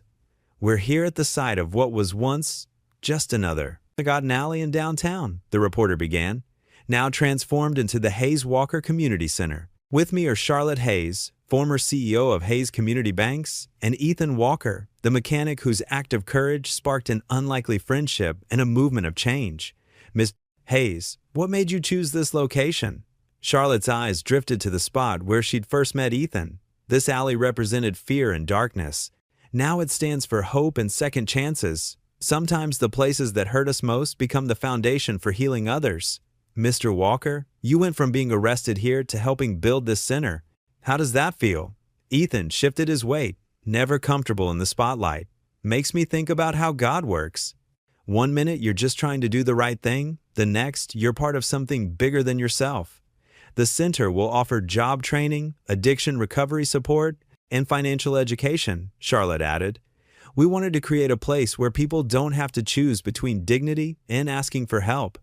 The camera panned across the building's facade, capturing the mural Lily had painted, a sunrise breaking through storm clouds, with the words "Hope Rises" flowing through the rays of light. There's been talk about redemption throughout this story, the reporter continued. Both of you faced public scrutiny and private battles. What would you say to others struggling to rebuild their lives? Ethan's voice grew steady, finding strength in the truth he'd lived. Shame tells you to hide. Pride tells you to go it alone. But real healing? That happens in community. Every person who walks through these doors will know they're not alone anymore. Charlotte nodded, her eyes bright. We learned that success isn't measured in dollars or headlines. It's measured in changed lives, in second chances given and received, in the courage to start over. The interview continued as they walked through the center, showing off the computer lab, the counseling rooms, the workshop space where Ethan would teach basic car maintenance. Every room held a story of transformation. And the partnership between you two? The reporter asked. It's quite remarkable given your different backgrounds. Charlotte glanced at Ethan, their shared journey written in the easy way they moved in sync. Faith doesn't care about bank accounts or social status. Neither does friendship. Sometimes the people who understand you best are the ones who've walked through their own valleys. We're just ordinary folks trying to follow where God leads. Ethan added, his humility genuine. Charlotte taught me that everyone's got something to give, even when they think they're empty. As the crew packed up their equipment, the afternoon light streamed through the center's windows, painting warm rectangles on the new floors. Charlotte and Ethan stood in comfortable silence, watching the last worker attach the building's sign. A gentle breeze stirred the leaves outside, and Ethan's voice carried the wonder of a man still amazed by grace. Funny how God's biggest miracles start in alleys. The spring breeze carried the scent of fresh paint and newly planted flowers as crowds gathered in front of the Grace Center. Paper streamers in blue and gold, the colors Lily had chosen, danced from lampposts along the walkway, creating ribbons of joy against the clear morning sky. The cheerful banners she'd painted by hand proclaimed "Welcome Home" and "New Beginnings" in her careful script. Folding chairs filled the courtyard in neat rows, with townspeople filing in wearing their Sunday best, their faces bright with anticipation and pride. Children darted between the chairs, their laughter mixing with the gentle murmur of excited conversations. Ethan Walker stood off to the side near the memorial garden, tugging at his tie and shifting uncomfortably in his pressed khakis. He'd argued against wearing the formal clothes, insisting his work boots and jeans would be fine, but Lily had insisted with the gentle stubbornness she'd inherited from her mother. "It's your big day too, Dad," she'd said while helping him knot the burgundy tie that morning, her fingers patient and sure as she adjusted the knot just right. "You deserve to look as important as you are." Now, watching the growing crowd of familiar faces, people whose cars he'd fixed, whose groceries he'd helped carry, whose troubles he'd quietly eased over the years, he was glad she'd won that battle. Charlotte Hayes stepped onto the small wooden platform they'd set up for the occasion, her heels clicking softly against the weathered boards. Sunlight caught the silver threads in her navy blazer as she approached the podium, and the gentle breeze stirred her carefully styled hair. Her hands trembled slightly as she adjusted the microphone, the nervous energy of the moment evident in the way she gripped the wooden edges of the podium. But when she spoke, her voice rang clear and strong, carrying across the courtyard with the confidence of someone who'd found her true purpose. "Welcome, everyone. Thank you for being here with us today." She paused, taking a steadying breath as her eyes swept across the sea of familiar faces. Today marks more than just the opening of a building. This center represents what happens when we choose grace over judgment, hope over fear, and community over isolation. Mrs. Rodriguez from the corner bakery dabbed her eyes with a crumpled tissue, her weathered hands shaking slightly with emotion. Next to her, Tom Fletcher, the veteran whose transmission Ethan had rebuilt for free last winter, nodded solemnly, his calloused fingers whirring the brim of his baseball cap. Even some of the construction workers who'd volunteered their time to help build the center stood at attention near the back, their hard hats held respectfully against their chests, still bearing traces of the honest sweat they'd poured into this project. "We're calling it the Grace Center," Charlotte continued, her voice growing steadier with each word, "because grace is what brought us here. Grace is what gave a second chance to a banker who'd lost her way in boardrooms and profit margins." She smiled softly, the expression transforming her usually serious features. Grace is what moved a mechanic to help a stranger in an alley, even when it cost him dearly. Grace is what taught us all that redemption isn't just possible, it's promised to anyone brave enough to reach for it. Ethan shifted his weight from foot to foot, uncomfortable with the attention but steady in his conviction that this moment mattered more than his discomfort. The warmth of the spring sun on his shoulders reminded him of countless mornings working in his garage, never imagining his life would lead to this. Lily, standing beside him in her flowered spring dress, the one they'd picked out together at the department store, her first grown-up dress for her first grown-up speech, squeezed his arm proudly. Her touch grounded him, reminded him that he wasn't standing here alone. This center will provide job training for those seeking new skills, counseling for families in crisis, childcare for working parents, and a safe space for anyone who needs a fresh start. Charlotte's voice grew stronger with each promise, each commitment they'd spent months planning and preparing for, because everyone deserves the chance to rebuild, to be forgiven, to find their way home to the person they're meant to be. She gestured to Lily with an encouraging smile, and the teenager straightened her shoulders with visible determination. As she walked to the podium, her long brown hair caught the breeze, and for a heart-stopping moment, she looked so much like her mother that Ethan's breath caught in his throat. The same gentle confidence, the same way of tilting her head when she was thinking, the same grace in her movements that had first captured his heart 20 years ago. Lily unfolded a piece of paper covered in her neat handwriting, then surprised everyone by tucking it away in her dress pocket. She chose instead to speak from her heart, her young voice carrying with unexpected strength across the silent courtyard.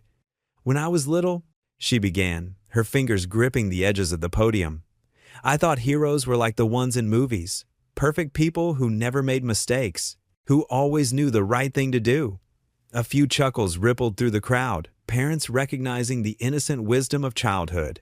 "But my dad taught me something different. He taught me that heroes aren't born perfect. They're forgiven, and then they choose to do better." The words hung in the air, heavy with truth and hard-won wisdom. Ethan blinked rapidly, fighting back tears that threatened to spill over. His daughter's courage, her willingness to share their story, humbled him more than any recognition ever could. "See, my dad messed up pretty bad after my mom died." Lily's voice wavered but held strong, each word carefully chosen and deeply felt. "He got lost for a while in grief and anger and bottles that promised to make the pain go away. But he never stopped trying to find his way back to me, back to the man my mom fell in love with. And when he did find his way, he didn't just fix himself. He started fixing everything and everyone he could reach with his two hands and his big heart." In the crowd, several heads nodded with recognition and respect. People who'd benefited from Ethan's quiet generosity over the years. Elderly neighbors whose cars he'd maintained for free. Single mothers whose broken appliances he'd repaired without being asked. Teenagers he'd taught basic mechanics to keep them off the streets. Exchanged knowing looks and grateful smiles. And Miss Hayes? Lily turned to smile at Charlotte with genuine affection. She could have hidden behind her money and power when things got hard. She could have blamed other people for her company's mistakes. Instead, she chose to face hard truths and make things right, even when it cost her everything she thought mattered. That's what real heroes do. They show us it's okay to fall, as long as we help each other get back up again. The applause started soft and uncertain, then swelled until it filled the courtyard like a wave of appreciation and hope. People rose to their feet, clapping not just for the words, but for the courage it took to speak them. Charlotte stepped forward with the ceremonial scissors, their brass handles gleaming in the sunlight, polished to perfection for this moment they'd all worked toward. "Would you do the honors?" she asked quietly, holding them out to Ethan with hands that no longer trembled. Ethan shook his head, overwhelmed by the gesture but certain of his response. "Together," he said, his voice rough with emotion and thick with the weight of all they'd been through. "All three of us. That's how we got here." They stood before the blue ribbon, Charlotte, Ethan, and Lily, Three people whose lives had been broken in different ways, now standing united in purpose, their hands joined on the scissors, warm fingers intertwining in a moment of perfect unity. Together, they cut through the silk ribbon that had been tied with such care that morning. The ribbon fluttered to the ground like a blessing as cheers erupted from every corner of the courtyard. People began flowing into the center, their voices rising in excitement and wonder as they discovered each carefully planned space. They exclaimed over the bright rooms painted in welcoming yellows and greens, the computer lab equipped with donated machines and high-speed internet, the daycare area with its cheerful murals depicting children of all colors playing together under rainbow skies.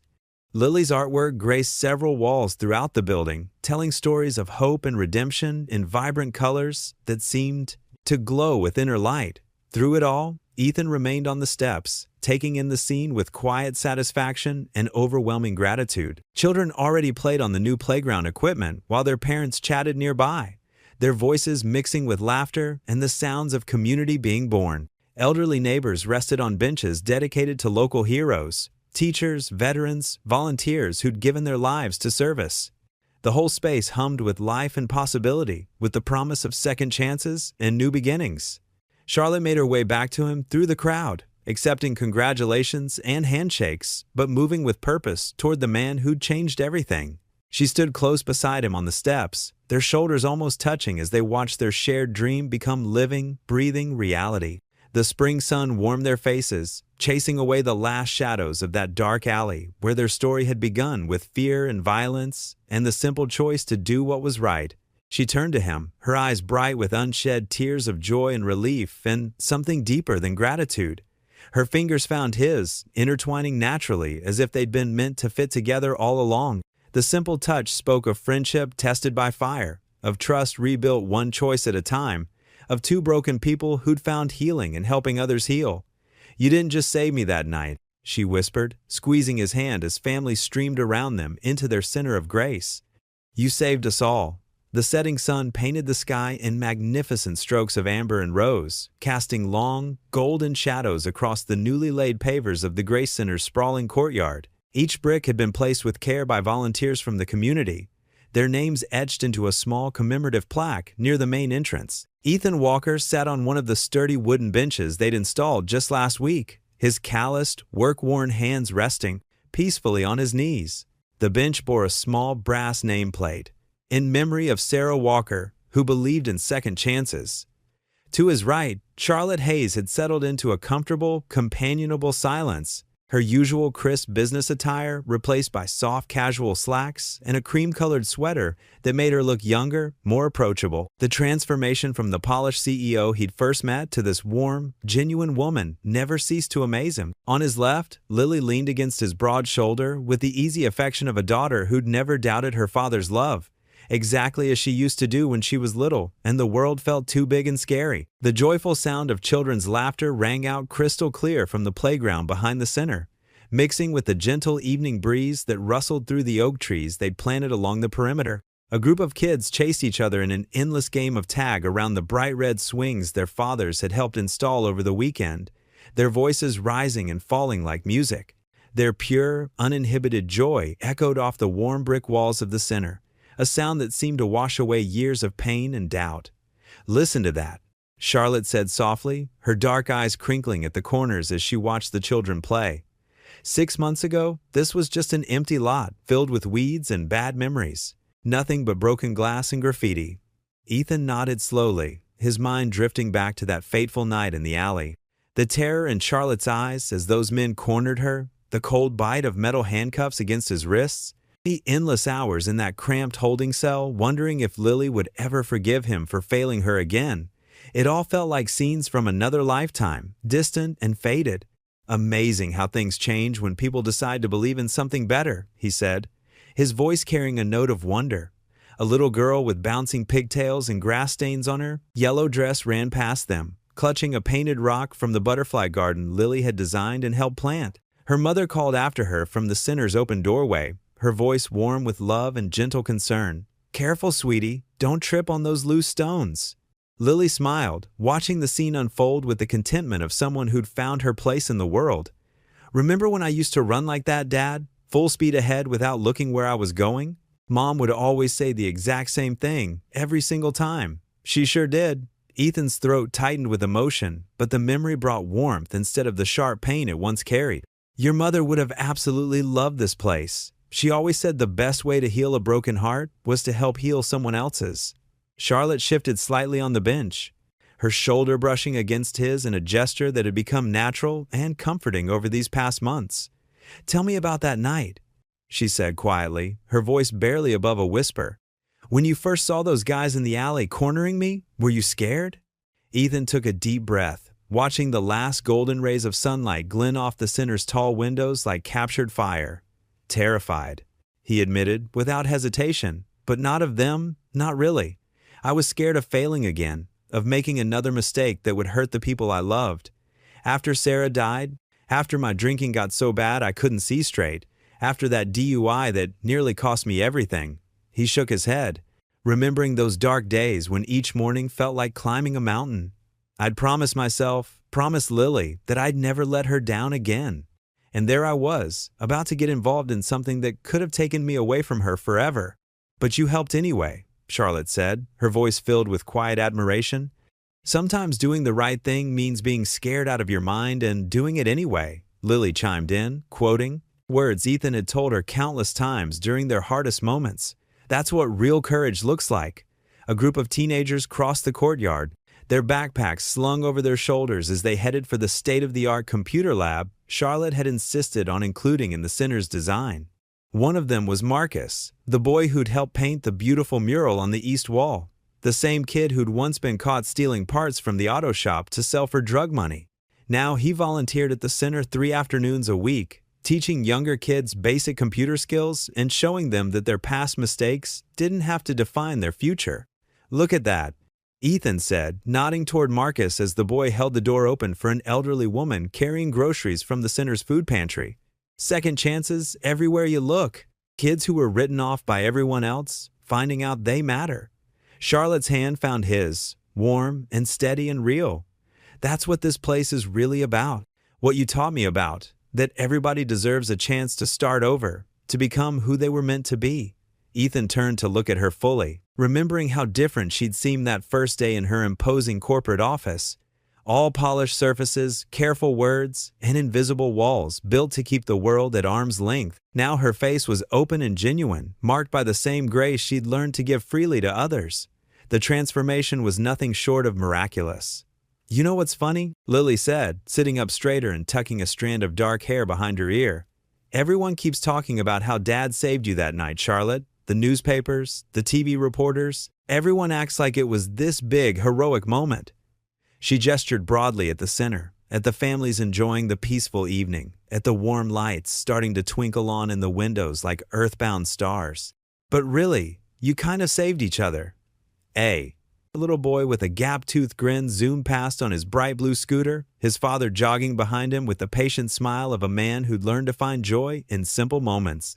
The same father who'd gotten a small business loan from the restructured Hayes Community Bank to start his own landscaping company. The same father who now mentored other struggling families through the center's financial literacy program, showing them that dreams weren't just for other people. The Lord works in mysterious ways, Ethan murmured, feeling the profound truth of those words settle deep in his bones like an answered prayer. The brilliant sunset had faded to a soft, dusty purple, but warmth still radiated from the pavers beneath their feet, holding the day's sunshine like a blessing. Charlotte squeezed his hand gently, her touch conveying more than words ever could. When my father died, she said, her voice thick with emotion, I thought I had to carry his legacy exactly as he left it.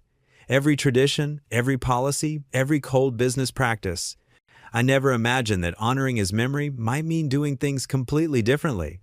That breaking it down would build something so much better, Ethan finished, understanding flooding his voice. She nodded, watching as more lights came on inside the center's many rooms. The windows glowed like welcome beacons in the growing dusk, pushing back the darkness with their warm, golden light. Through the large plate glass windows, they could see people moving about with purpose and hope. Young mothers in the evening skills training class, learning to use computers. Silver-haired seniors teaching restless teenagers the patient art of knitting.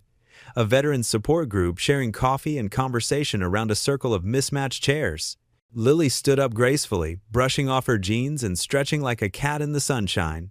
"I'm going to help Miss Rodriguez with the evening art class," she announced, pressing a tender kiss to her father's weathered cheek. "The kids are making murals about their dreams tonight. Love you, Dad. Love you too, Charlotte." They watched her go. Her confident stride and bright smile, so different from the uncertain little girl who'd once cried herself to sleep, missing her mother and worrying about her father's pain.